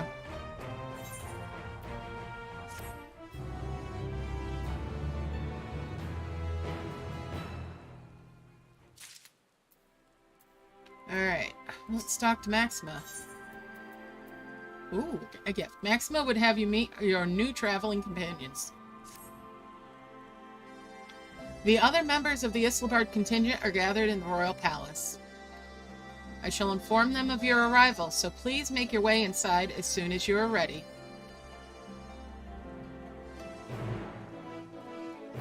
The guard? Ah, the remaining members of the Scions, your friends, and most of the Islabard contingent await you within. Would you like me to see you through? Yes!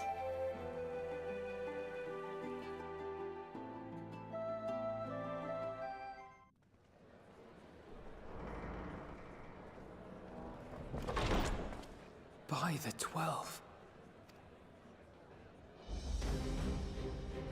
Holy hells.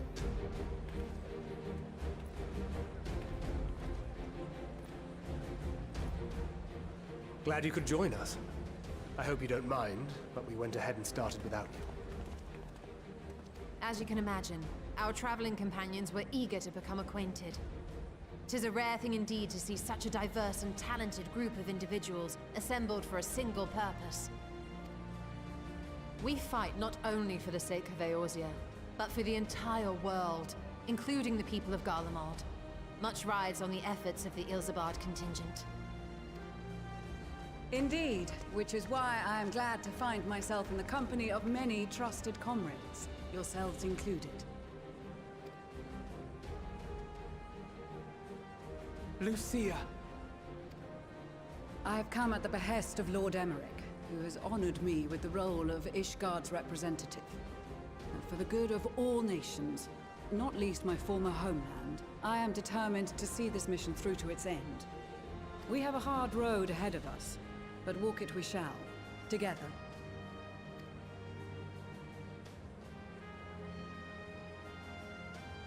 We too welcome this opportunity to work together once more. I have faith that, if there is a way to resolve this conflict, we will find it. Allow me to introduce you to the rest of our company. Everyone!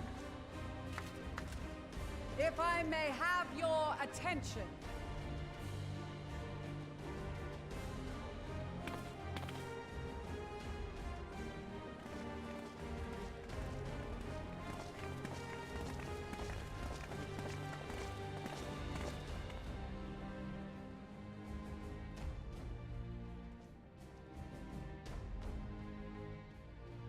Might I ask you to speak first?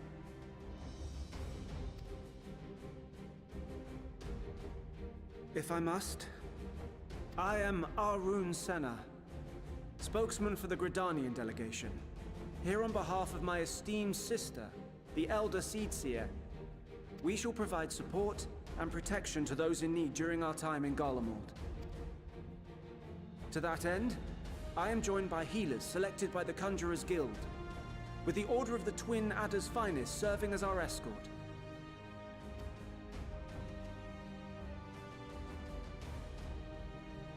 Of course, with an experienced white mage such as yourself accompanying us as well, those requiring more involved treatment will be in safe hands.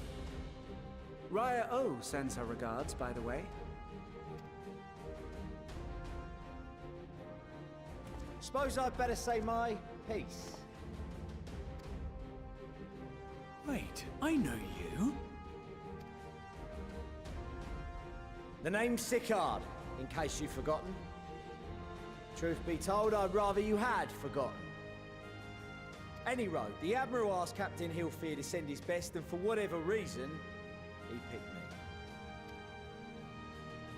Of course, if I'd refused, I'd be the laughingstock of the bloody executioners, and my reputation's taken enough of a keyhauling as it is. But more importantly, like any pirate worth his salt, I know when you're staring down a storm, you gotta trust in the commander of your ship.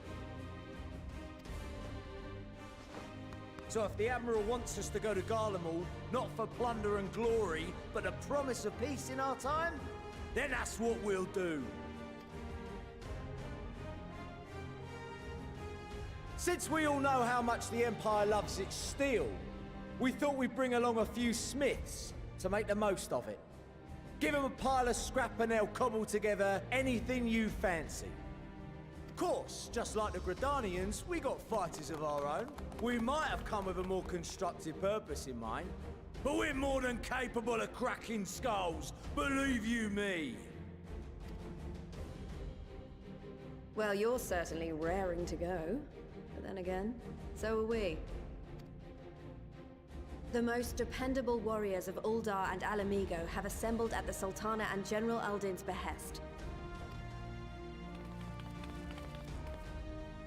If Garlemald has truly fallen, then the whole place is likely to be crawling with Telophoroi. We'll need plenty of troops to clear and hold a path for others to follow. That's where we come in. Naturally, Marshal Terrapin and I will be leading from the front.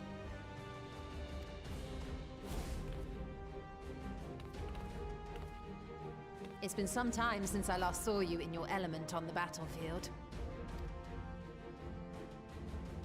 what I've heard, you've become pretty fearsome yourself.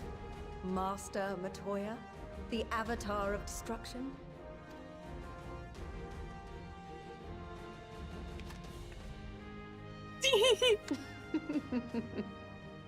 With comrades like these, I know we'll succeed, no matter what awaits us. And then we might finally get a chance to enjoy a good long rest. But until then, let's give it our all.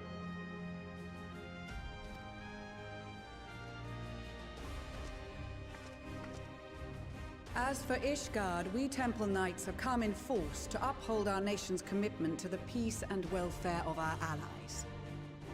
The bitter cold of Garlemald is a formidable enemy in of itself. Our experience fighting in ice and snow will prove invaluable in the days ahead. Accordingly, I have been designated commander of the Ilzabard contingent. I will do all in my power to provide you with the leadership and guidance you require. The four high houses, House Hylinart foremost among them, have arranged for a host of machinists to join us on our mission.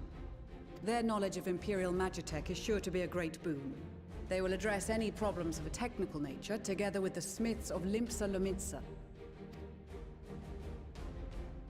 There is another awaiting introduction. Lord Emanolain! Ah, yes. Emanolain de Forton, at your service. Though, lest there be any misunderstanding, I should stress that I've not become a fearsome warrior while you were away. Rather, far from it, actually. My brother, in his infinite wisdom, decided this would be an excellent chance to make something of myself. Oh, and fight for world peace and all that. But, should the opportunity arise for a spot of ballroom dancing, I will be your twinkle-toed gentleman of light. Yeah. Oh, what'll I say? May your graceful prancing lead the way to victory, or I dare say your fancy footwork may be all that stands between us and certain doom. Let's go with that. Your fancy footwork may be all that stands between us and certain doom. Let's go with sarcasm.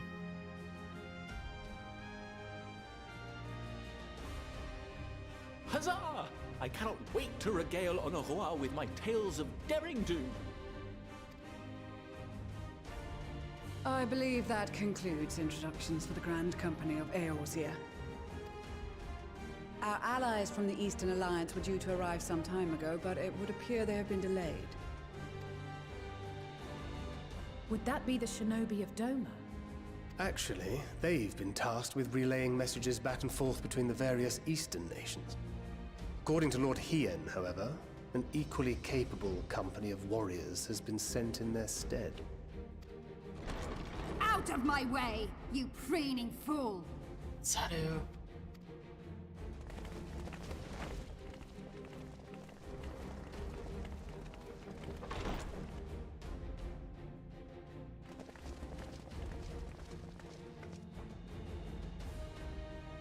Forgive us for coming late. We are the delegates of the Eastern Alliance. Cyrena, and you've brought company. For battle and blood we come, as a step is sorely lacking in both. No towers befoul our lands, so we marched on those of Doma, only to find them beyond our reach. But now our thirst for slaughter will be slaked. No quarter to the enemy! Sadu Hatun, no. We go to make peace with the Iron Men, not war. Warriors of the Steppe, we've heard many tales of your bravery. We welcome you as allies. And these other ones you have brought are... Members of the Dalmascan resistance group, Lente's Tears. And the Bosnian resistance. Between them, they have a wealth of experience in espionage, and are particularly adept at infiltrating Imperial facilities. Which is fortuitous, since Garlemald's domain is so vast that I could never hope to handle reconnaissance duties all by myself. Dalmasca, Bosnia, Alamigo. All lands which have suffered the tyranny of the Empire. I would never presume to question your motives. Nevertheless, I must reiterate that our goal is to aid the victims of the Telophoroi, the common folk of Garlemald. And they are victims, make no mistake. Though I understand that many may struggle to see them as such. You're more right than you know. For every one of us that answered the call, there were a dozen that refused. Not only in Alamigo, but everywhere we went. And who could blame them? The Empire's always been the enemy. But after seeing what we've seen, fighting and working against and with Garleans, there's no denying the simple truth. They're just people. No different from you or I. They've got their share of liars and murderers, but so do we. So do we all. Fordola, who once swore herself to Garlemald, has proven herself a trusted ally time and time again. Every Eorzean here knows Cid Garland, the Imperial defector who shared with us countless technological wonders. Maxima, who stands with us today, tried to reform Garlemald from within and make peace with Doma. So you can believe me when I say that every fighter here understands and accepts that the Imperials are not monsters and are deserving of help. Or at least that they were able to put aside their feelings for the greater good. It won't be easy, but we're all determined to make this world a better place.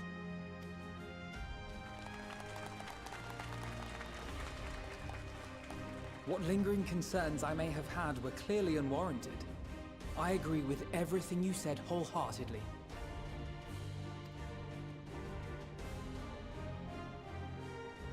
Then we are in accord. Now, let us review our strategy. To reach the Garlean capital in northern Ilsabard, we must cross the central mountain range.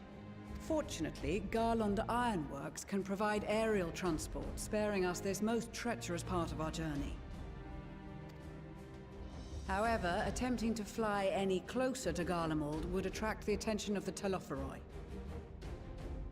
As they appear to have seized control of the majority of the Imperial military, we must assume that includes its fleet.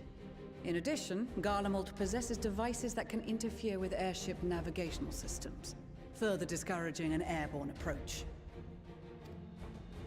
Given the circumstances, the closest we dare deploy our contingent is an area between the range and the capital, the Magna Glaciers. From there, we must travel the rest of the way on foot. We will also need to bring the airships with us to ensure we can withdraw with haste. Although much of the terrain will be blanketed in snow, we should be able to make use of local roads and shipping facilities. The vast ice field will afford us an unobstructed view of the surrounding area. On the other hand, it will also allow others to easily spot us, so it is imperative that we only make camp in positions where we can easily defend ourselves. And the airships, which must be kept safe at all costs.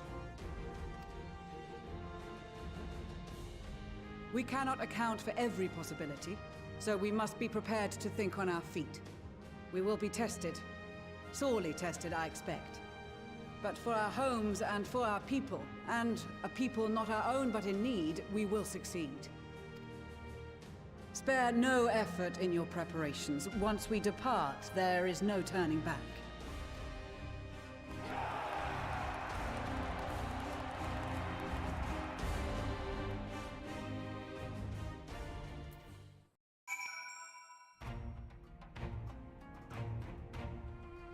Alright, let's talk to Y'Shtala.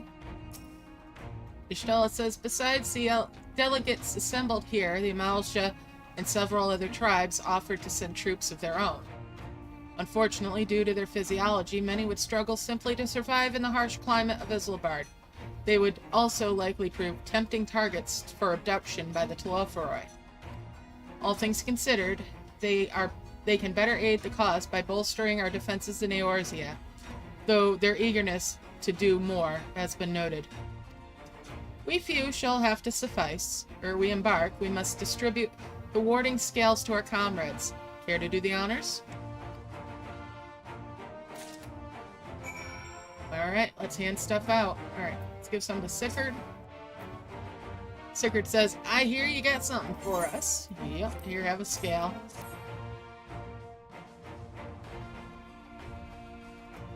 Ah, them scales everyone's been talking about. Pretty little things, ain't they? Reckon they'll be worth a gill or two when this is all over if we hold on to them for now. But we'll hold on to them for now. And one more thing. I know what you're thinking. Why didn't they send Eisner instead? Buggered if I know. All the Admiral and Captain Helford told me was they needed someone to help safeguard the future. Here I am. Can't say they haven't got a sense of humor. Of course, some of you might be wondering what good a pirate is on dry land, in the middle of sodden snow of all places.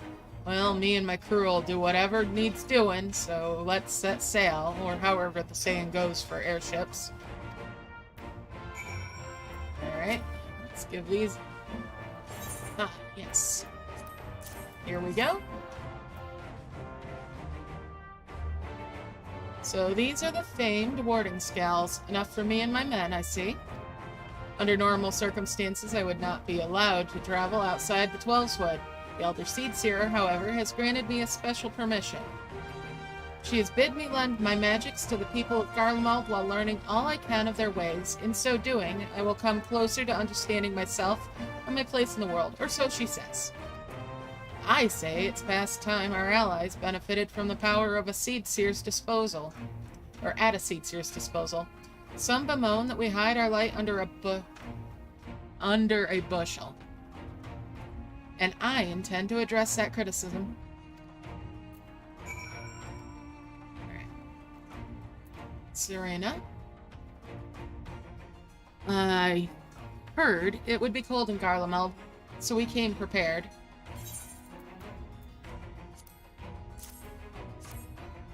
Hand that on over.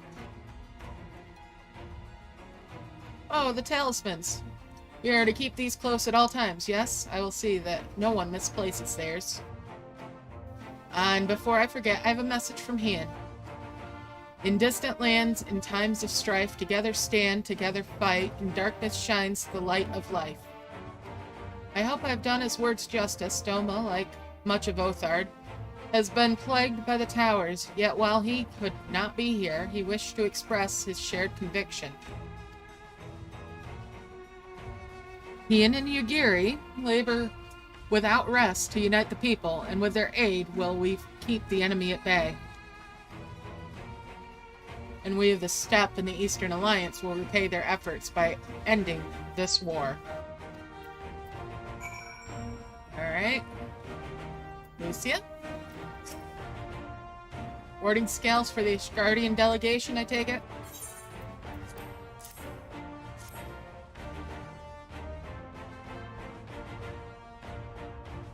Many thanks. These talismans may prove to be the deciding factor in the battle to come. I find myself conflicted by this foray into Garland, sent by the Empire to infiltrate Ishgard, only to throw in my lot with those whose secrets I was supposed to be stealing. And now I lead a mission to save the countrymen I betrayed. But that is doubtless why I was chosen by Lord Emmerich.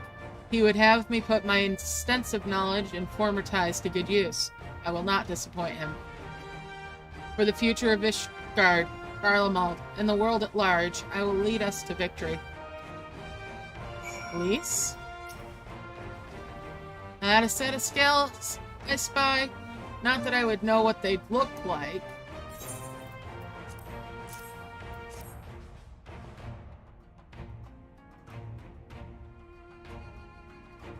Wow, look at these!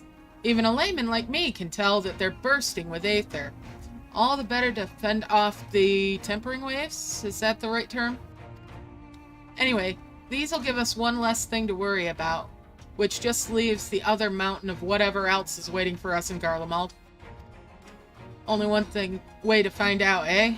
And nervous or not, I'd march through all 7 hells if it gave me a chance to put Xenos back in the grave where he belongs. Alright, where's Maxima? Over here. Alright, do you have warding scale for me too? Yes. Here you go.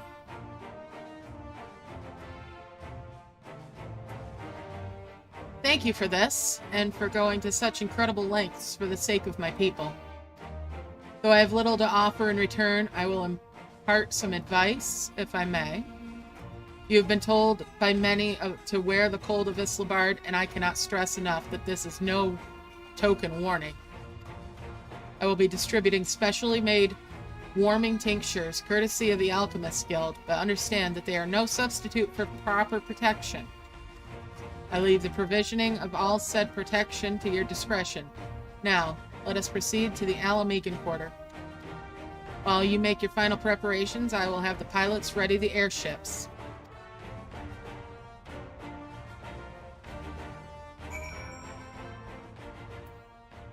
Alright, let's talk to Alphino.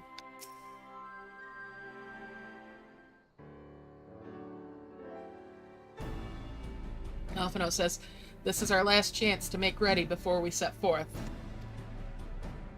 Tancred says, "You needn't worry about Urianger and I. We still have what we wore in Garland before."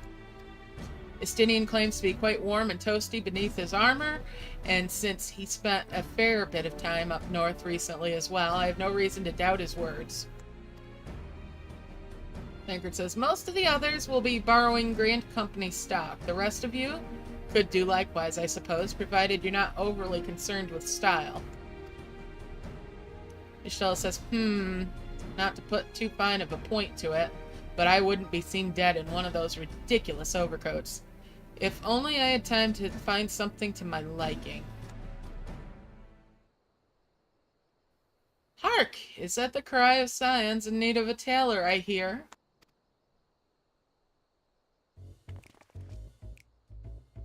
Tataru! Alphino says, but how? Mwah! I have my ways. Oh yes, indeed. You thought you could sneak off to Islabard without telling me? Ha! Nothing escapes my notice.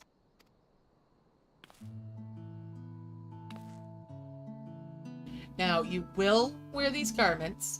I've made them for you whether you like it or not. Graha says, "You never cease to amaze." Graha says, "But why do you need a new outfit as well? Wait, are you coming with us?" What? No, of course not, silly. It's all in the name of fashion, rather the pursuit of the highest quality fashion. Besides, how can I expect others to wear my creations if I've never worn them myself?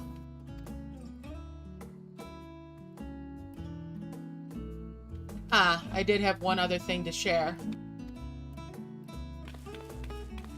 Argamus and Blowweed have finally returned from assignments in faraway lands.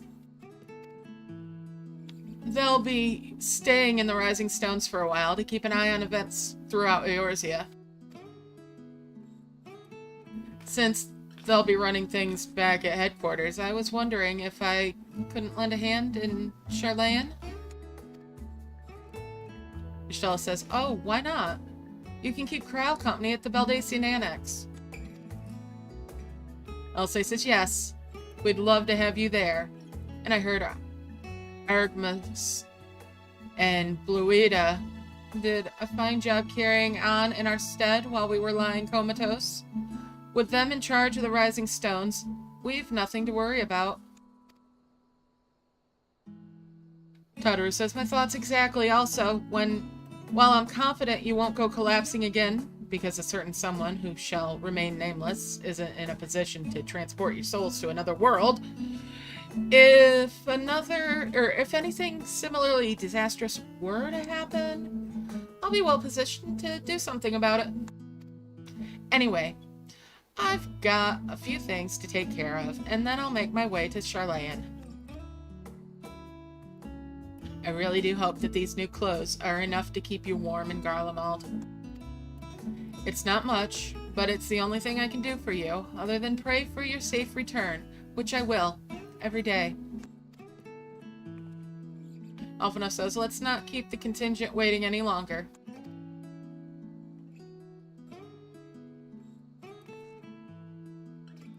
Tataru says, "Here you are. Here are your winter woolies, handcrafted by yours truly."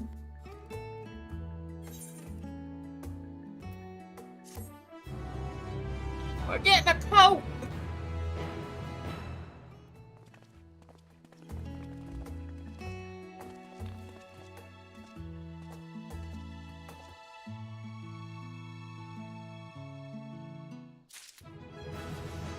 And I got a level.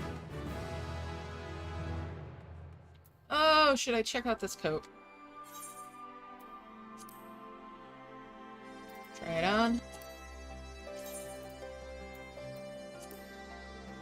Oh, do I really want to put that on? I do not want to put that on.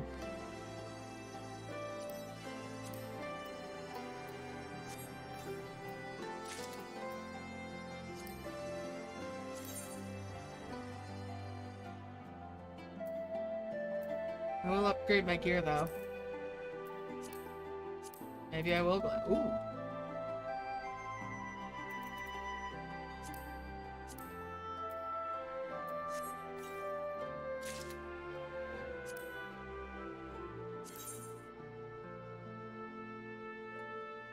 Oh, maybe I ought to upgrade that. Nah. Yeah. That gloves. 515. It is an upgrade, but I don't want to mess with it too much. Okay. Alright, that's enough of that. Okay. Tataru is desperately trying to retain her composure as she prepares to see you off to another perilous journey. I'm told the airship pilot has been sent to meet you. Ah, there he is. Alright, this is where we go our separate ways. Do be careful, won't you?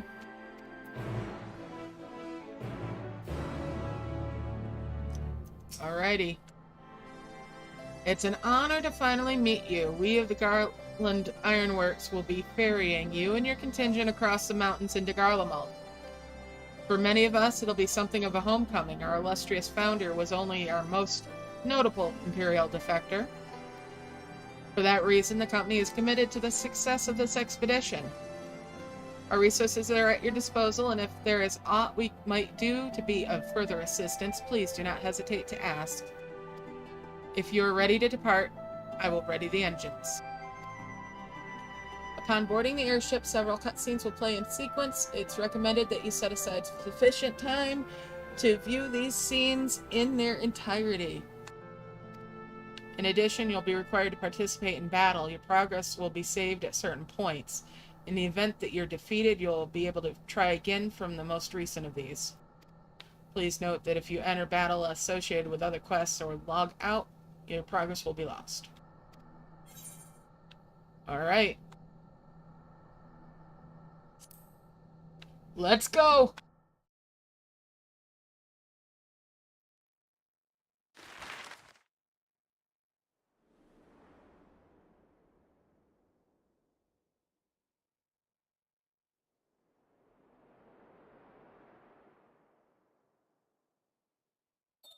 Ilsabad, divided in twain by a vast mountain range. Those who would traverse its jagged peaks face peril at every step. But why go by foot when one can simply fly?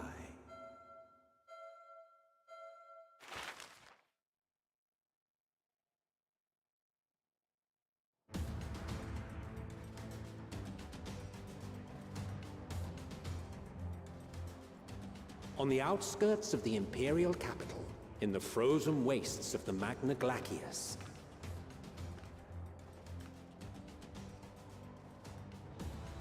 the winds howl in icy protest, as if to warn against further trespass.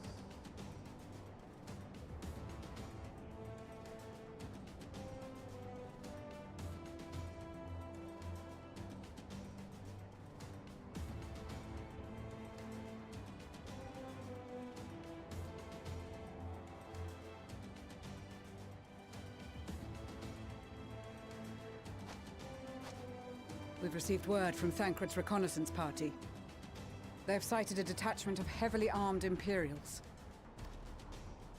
Survivors of the Civil War, perhaps? Perhaps, but there is more to it than that. Maxima reports that they are led by Vergilia, legatus of the 3rd Legion, which comprises the bulk of their number. However, they are also joined by several members of the 1st.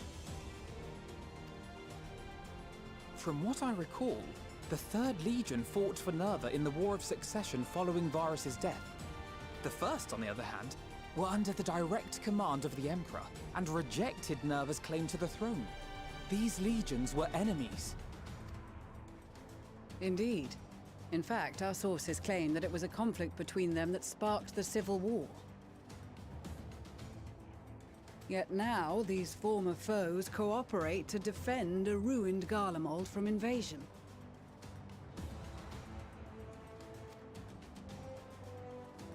Then it is all but certain they have been tempered.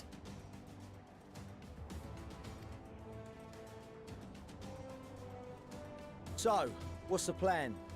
If me and my crew is out reaving, we charge straight in, no messing about. But that ain't what we're here for. Quite right. Soldiers or no, they are people of Garlemald, the very ones we have come to aid. Direct confrontation is unavoidable. Nevertheless, we must make every effort to limit casualties on both sides. Rather than kill them, I would remove them from the field. How so? Savage beatings, disarmament, and imprisonment? Not impossible, but easier said than done in the heat of battle.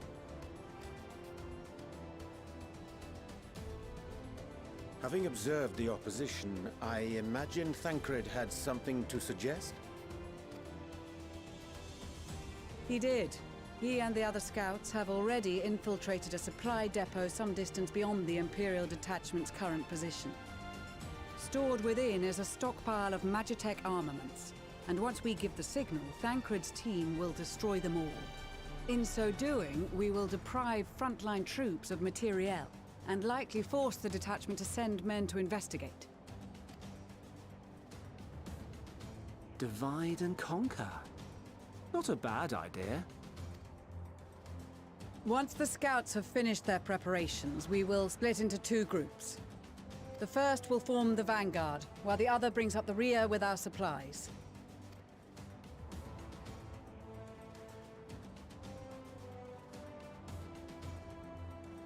As for the Scions, I ask that you lend your assistance where you deem it needed most. I would prefer, however, that you accompany the rearguard and be prepared to join the van at a moment's notice. Kept in reserve as our trump card, so to speak.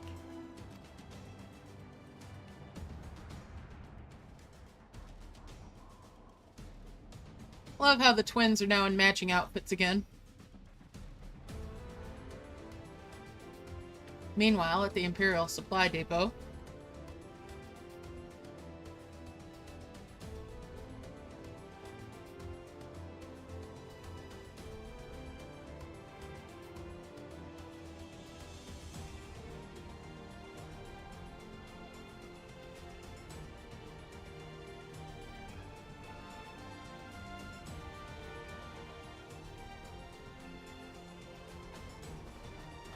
Your proposal was well received. More specifically, they asked that we destroy the Imperial's toys in as spectacular a fashion as possible. Ishtola always did have a flair for the dramatic. She's not an easy woman to please, but I shall do my best to satisfy her thirst for fireworks. All right, once more for my peace of mind. Our first objective will be to rig the enemy's Magitech with explosives. After we've withdrawn to a safe distance, we'll detonate them remotely. Our second will be to issue a deactivation command to the automated units via the control terminal. If our calculations are correct, this signal should reach those deployed on the front line, giving our friends a much-needed upper hand. The blizzard will help us stay hidden, so let's aim to get in and out before it passes. Trust in the plan, and we should all live to see tomorrow.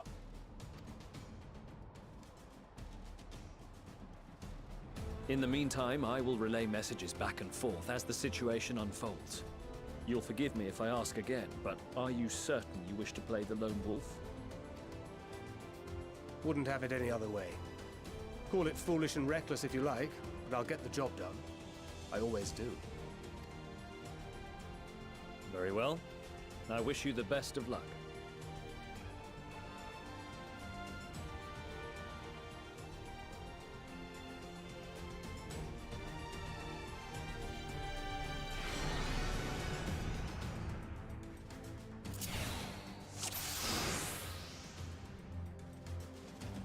Alright, looks like I'm gonna be playing as Thankard for a minute. Maxima says, assuming there's nothing else you wish to confirm, we may convent with the mission as soon as you're ready.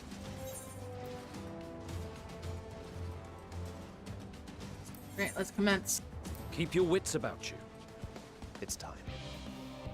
We only have one shot at this, so let's make it count.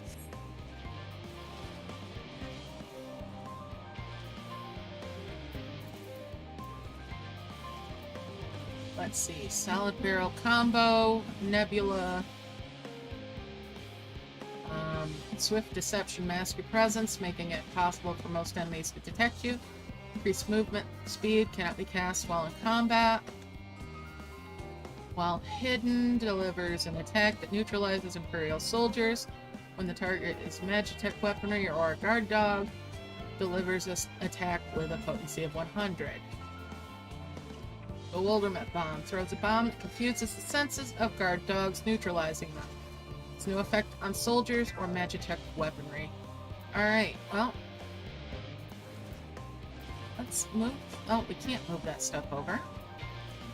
Alright, Swift Scepter.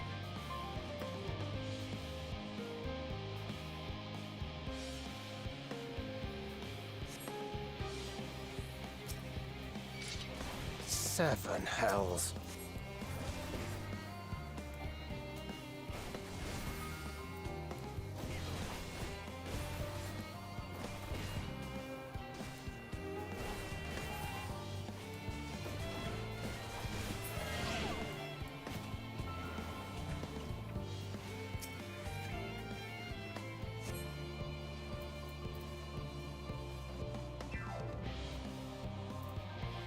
I suck at this. I really do.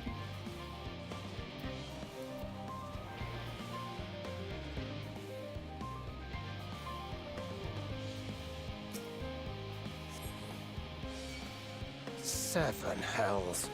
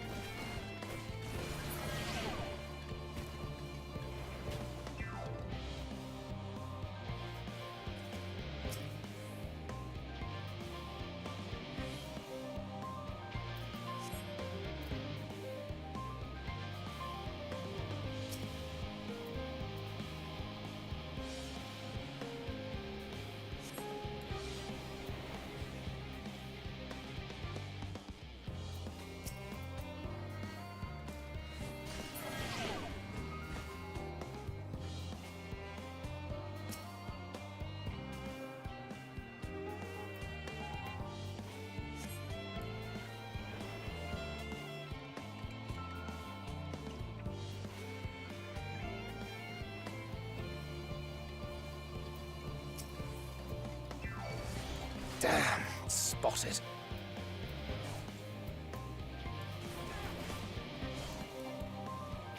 We're not doing so good at this.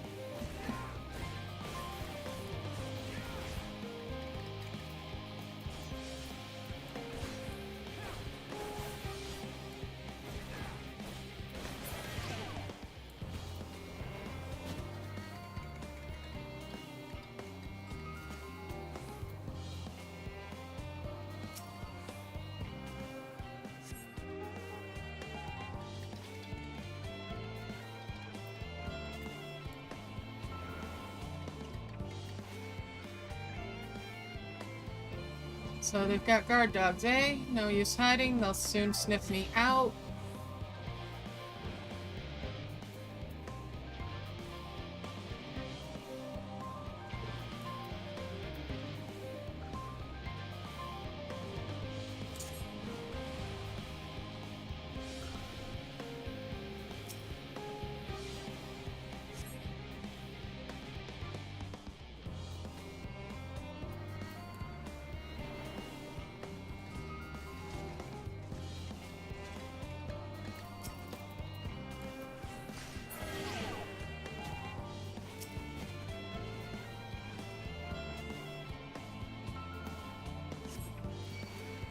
Seven hells.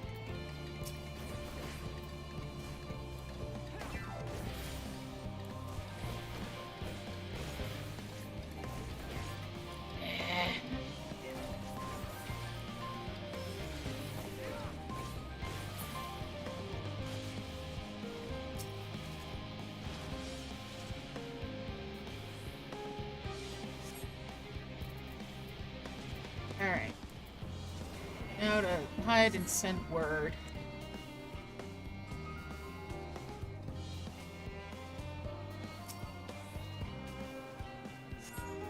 This is Thancred. The explosives are in place. Very good. All is proceeding as planned. Head to the control terminal. It should be to the northwest. Understood. Have the others wait at the rendezvous point.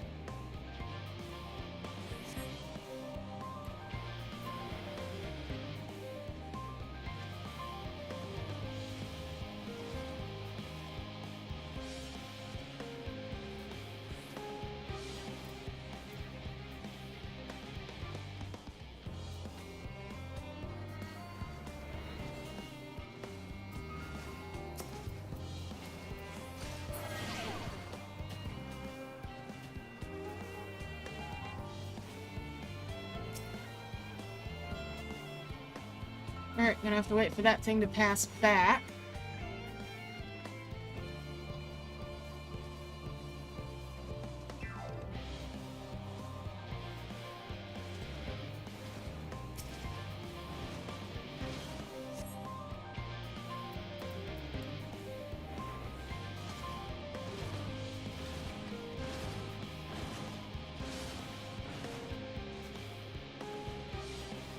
Lots of stuff over there.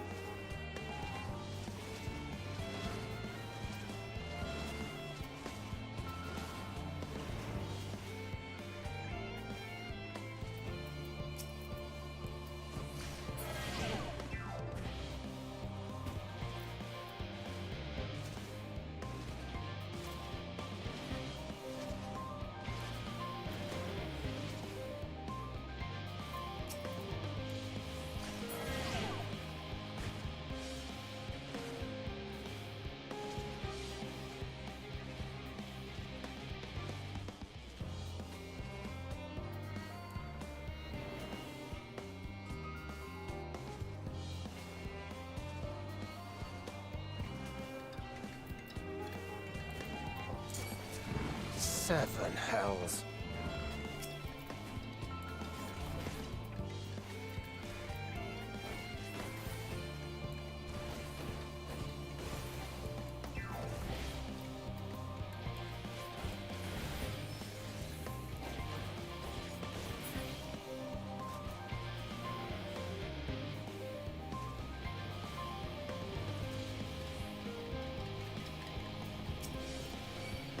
Damn, spotted.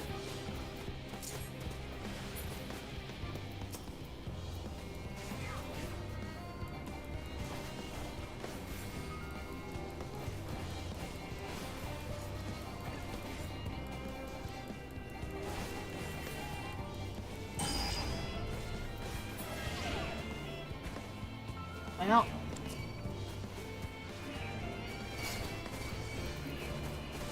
I failed.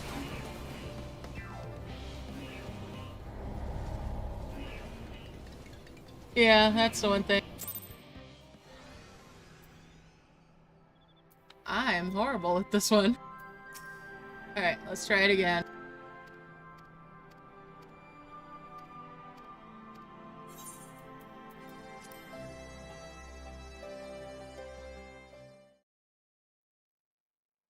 Now I'm gonna skip through the cutscenes.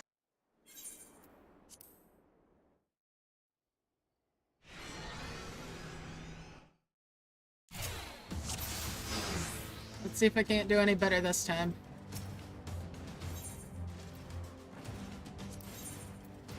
Keep your wits about you. It's time. We only have one shot at this, so let's make it count.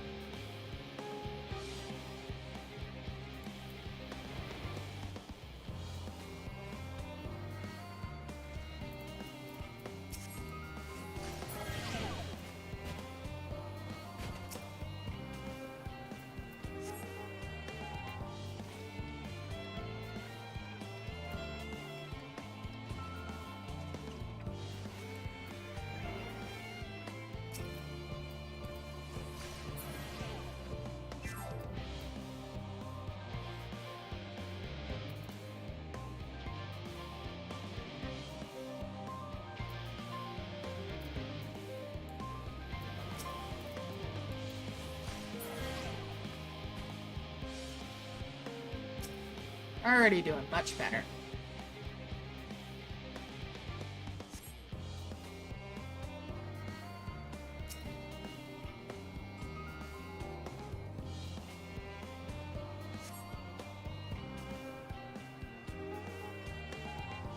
Let that pass back the other direction.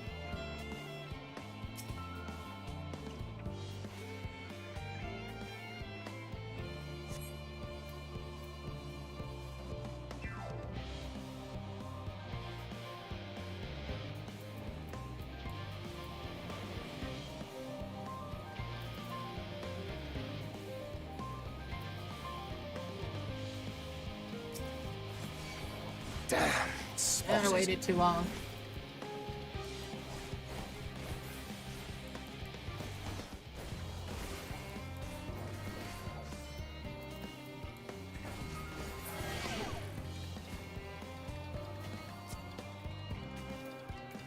Dang it, I waited too long on that one too. I am just clumsy at this.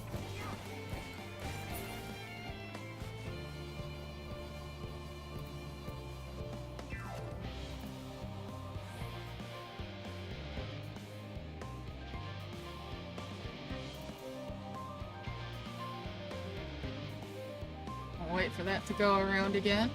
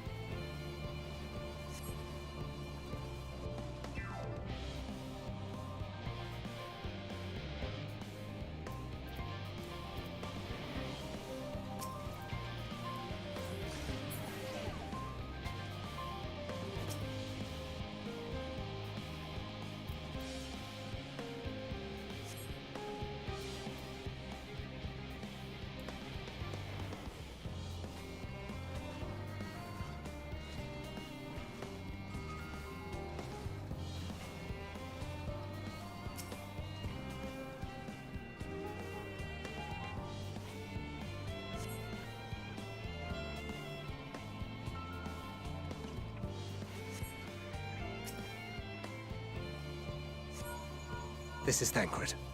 The explosives are in place. Very good. All is proceeding as planned. Okay, good point, Glade. Head to the control terminal. It should be to the northwest. Understood. Have the others wait at the rendezvous point.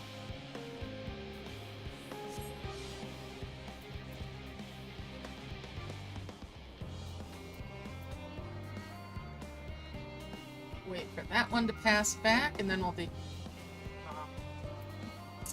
incapacitate that Imperial.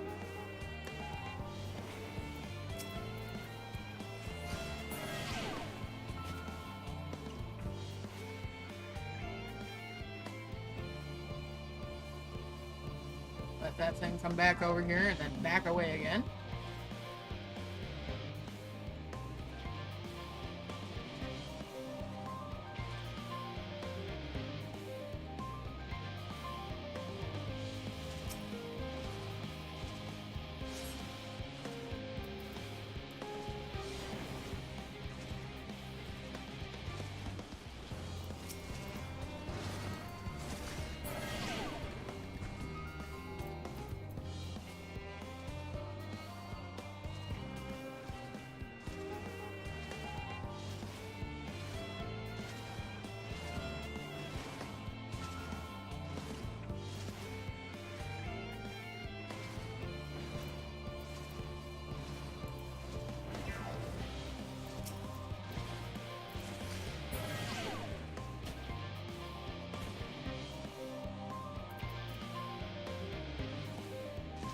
Well, the footprints remind me that they'll come back this way.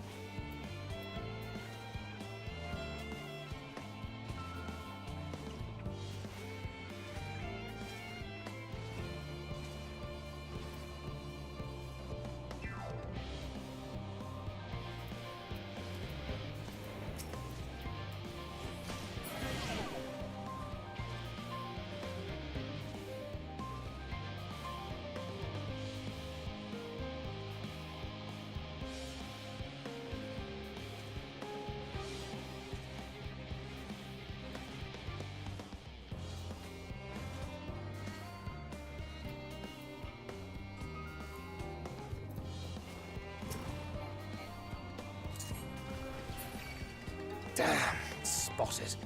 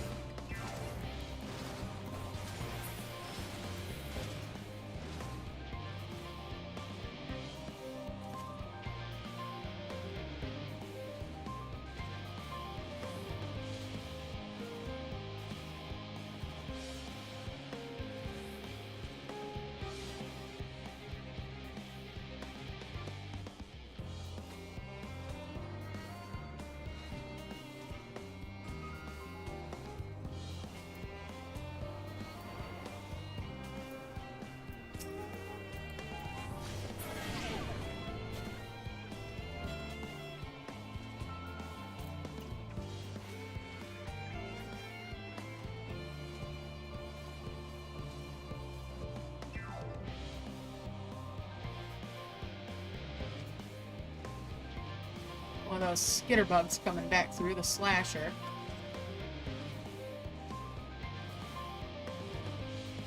Gotta be patient.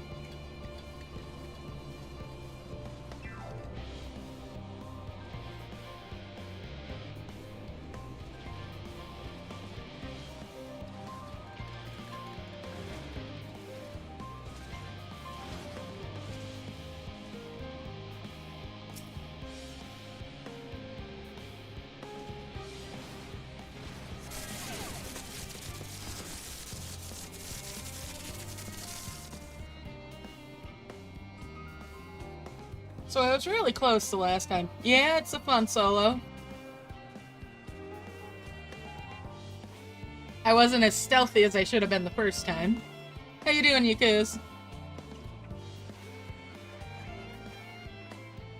You are returned, and none the worse for wear, to my considerable relief. What news from our comrades? They stand at the ready.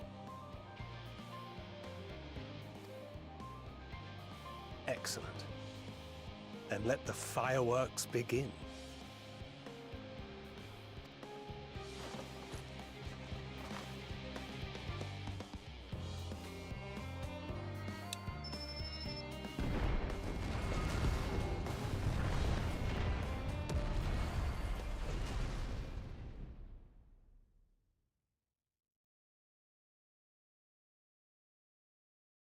A few moments later, at the rear.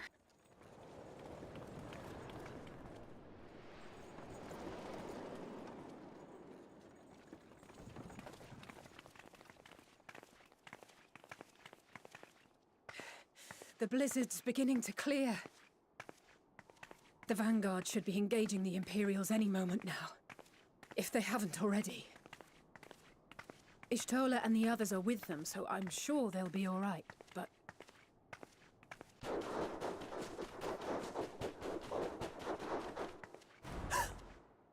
Wait! Something's coming!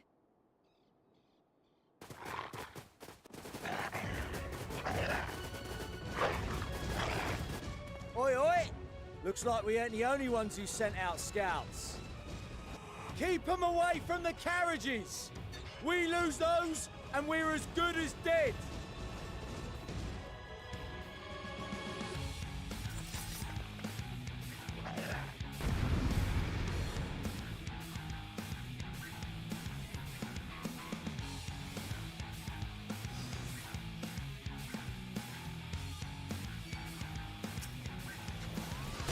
Fighters! Protect the others!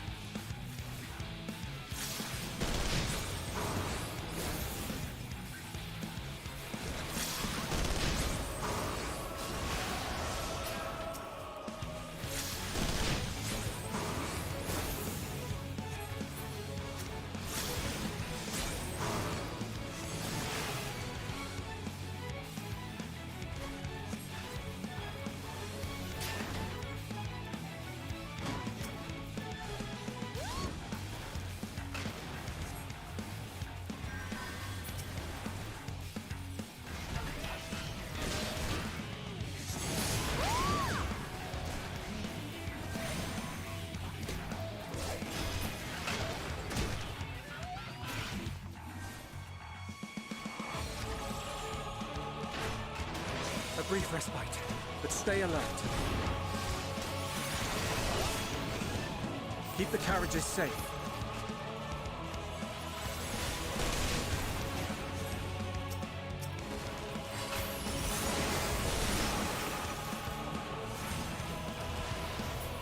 What impeccable timing! Fear not, friends! The savior of Ishgard is here!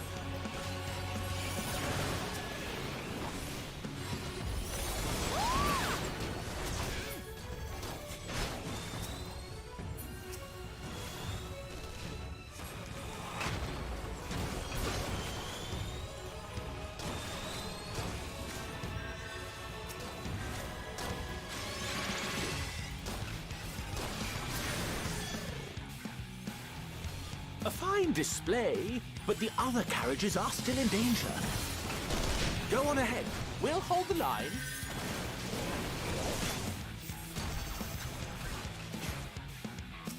We're the only ones still struggling? Time we put our backs into it then!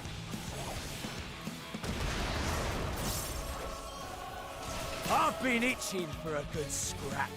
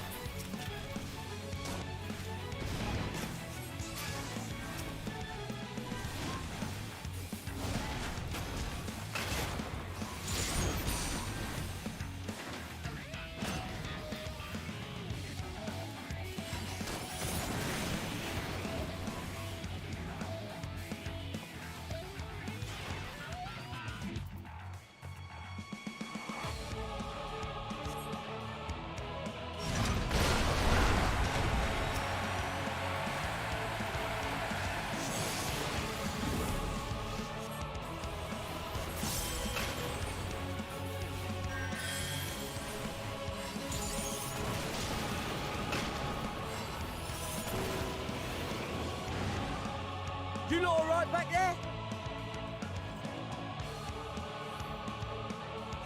We're fine. I'm ready for more. Hear that? Get to the front and turn the tide.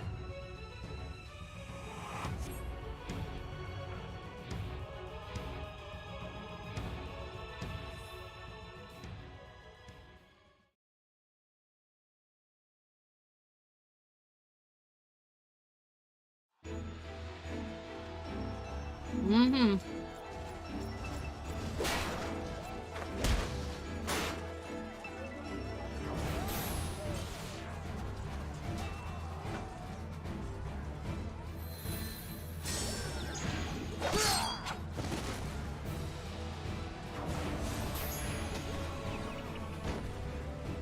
Removed from the field was not a euphemism for enthusiastically murder. Oh, I know. It's nothing that won't heal. The trouble is, their tempering has made them utterly fearless. Subduing them would be easier if they had the capacity to submit in the first place. Well, this is the path our young charges would have us walk, and that we all agreed to follow. You knew it would be hard, yet still you pledged your lance, did you not?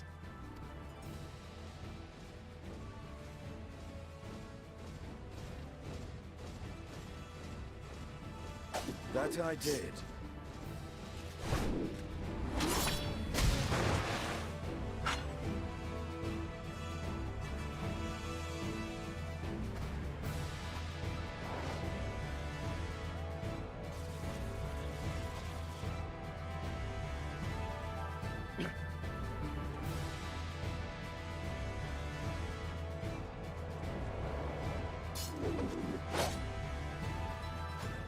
That's Fagilia.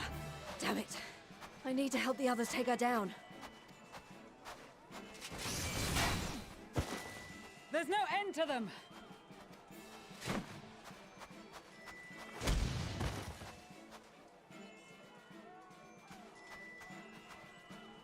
I was wondering when you'd turn up.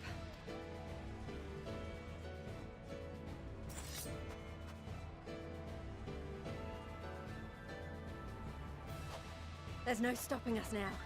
Come on, let's show them what we're made of.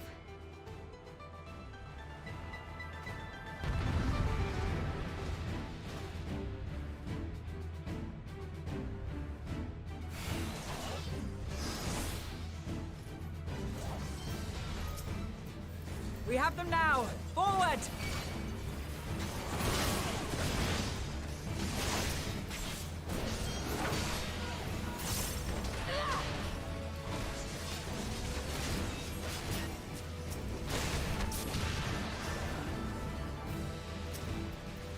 Right! Let them have it!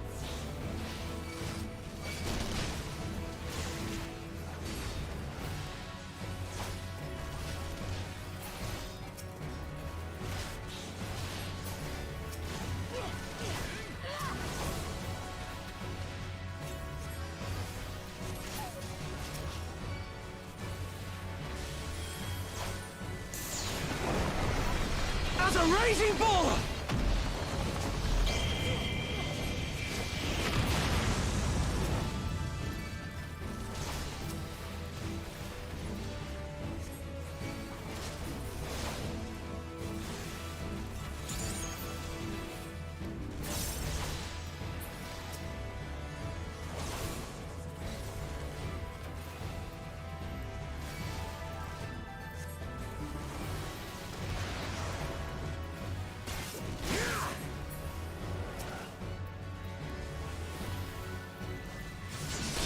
That's her! Fagilia!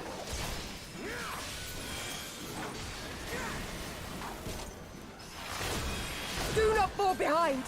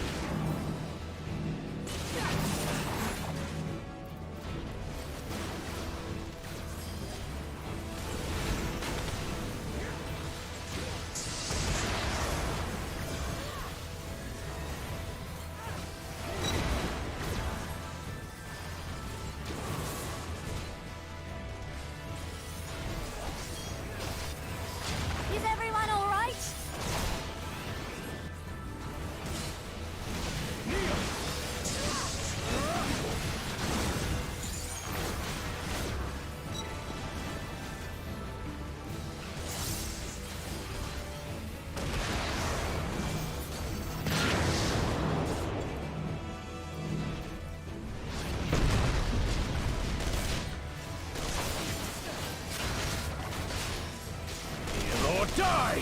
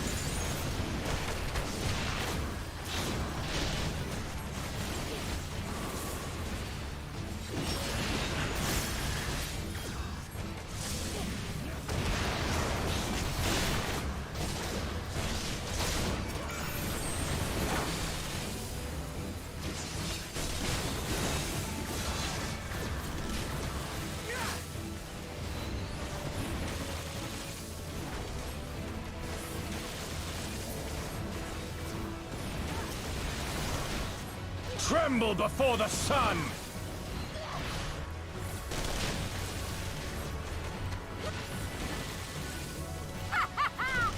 May your screams fill the air!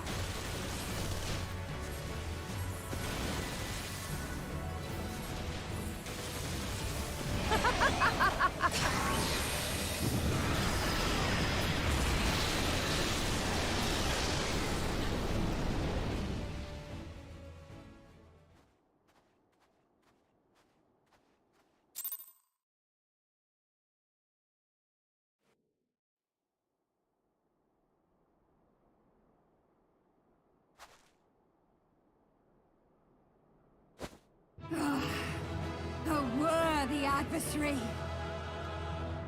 Rest, recover, reclaim yourself. Then we will fight again, to the death! Sadu Hatun!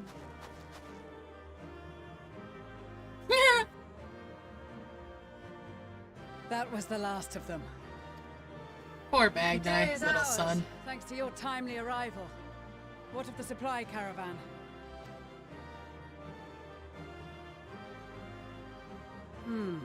Outmaneuvered, but not outmatched. Good. Let us take the Imperials into custody and rejoin our comrades. And soon we shall arrive at the capital.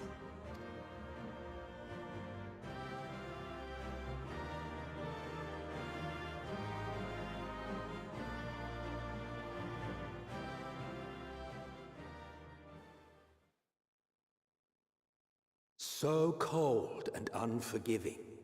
Thus spoke Emperor Solus as he gazed upon his barren domain.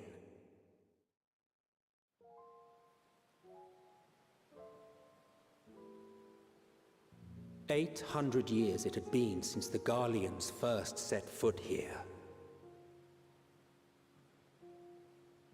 Bested by the Kavosi, after centuries of war and driven from fertile southern pastures into the blasted northern wastes.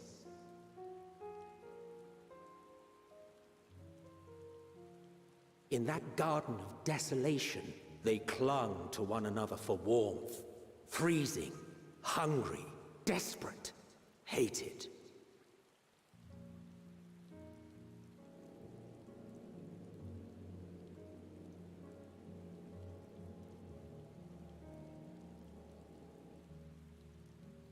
The chosen forsaken.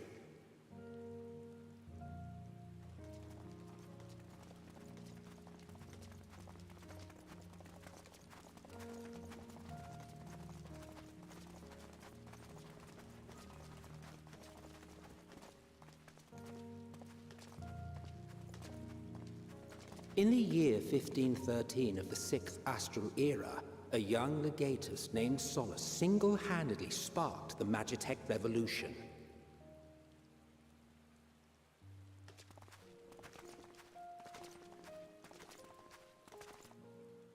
How did he conceive the machina that feed on ceruleum? Once a common, soft-spoken soldier, how had he so quickly ascended through the ranks? Like so many others, those who knew the truth are gone. Taking in the capital with his eyes for the first time, I recall thinking to myself, far colder on the earth than in the heavens. Yes, far colder indeed, bitterly so.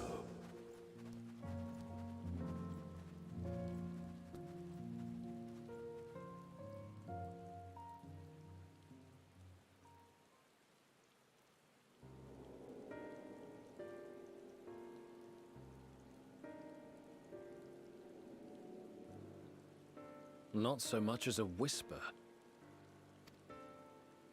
The roads leading beyond the city walls would have been used less in recent years. Nevertheless, this was one of the most important gateways into the capital. A buzz day and night with activity, aye. Merchants passing through the checkpoint, many of them stopping at the local hostelries. Surely they cannot all have been tempered. We can consider the question after we have made camp.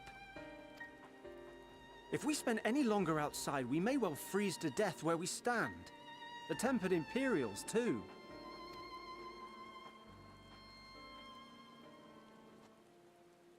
This will be our temporary base of operations.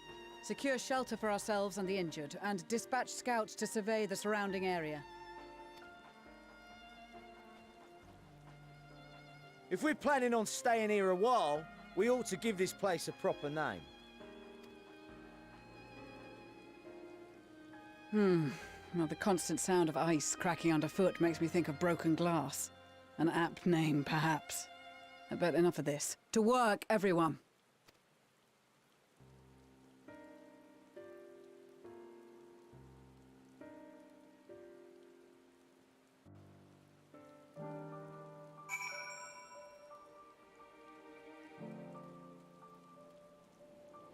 Alright, let's attend to that.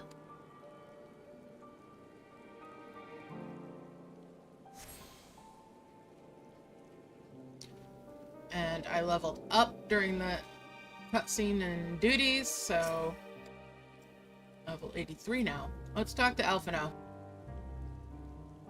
In spite of the obstacles we faced, our plans proceed apace, just a little further, and we'll reach the capital itself.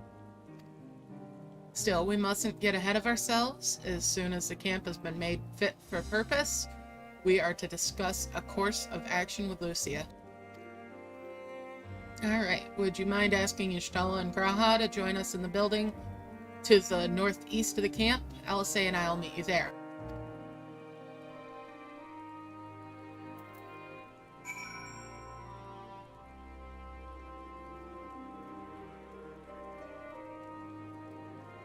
Alright, let's go talk to Y'shtola.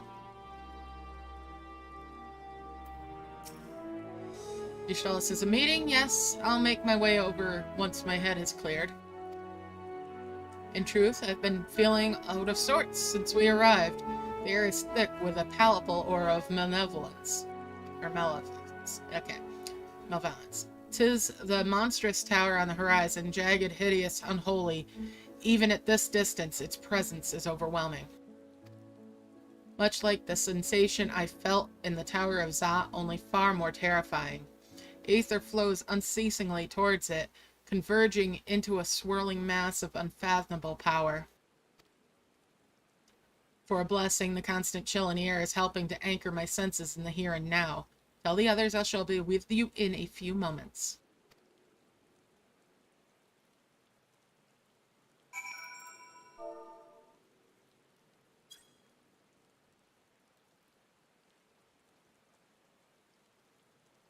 Alright, I'm thinking it's about time for me to wrap things up here. And with the stream, and play on my main character for a little while. I may stream again tonight, I don't know for a certainty. Alright, let's talk to Graha real quick. Graha says, you will be pleased to know most of the Tempered have been quartered inside the nearby buildings and are receiving treatment as we speak. I do, however, feel no small amount of guilt for commandeering civilian homes. The occupants may be long gone, but everything is exactly as they left it. Considering the length of time that has clearly passed since one would expect to find them ransacked. Strangely, there's no signs of anything having been stolen. It's possible that everyone fled at the first sign of trouble, though it seems to me they left far too many useful possessions behind. Although there is no conclusive evidence, I strongly suspect they were tempered. Sorry, I was merely thinking aloud. You mentioned a meeting. I'll make my way there.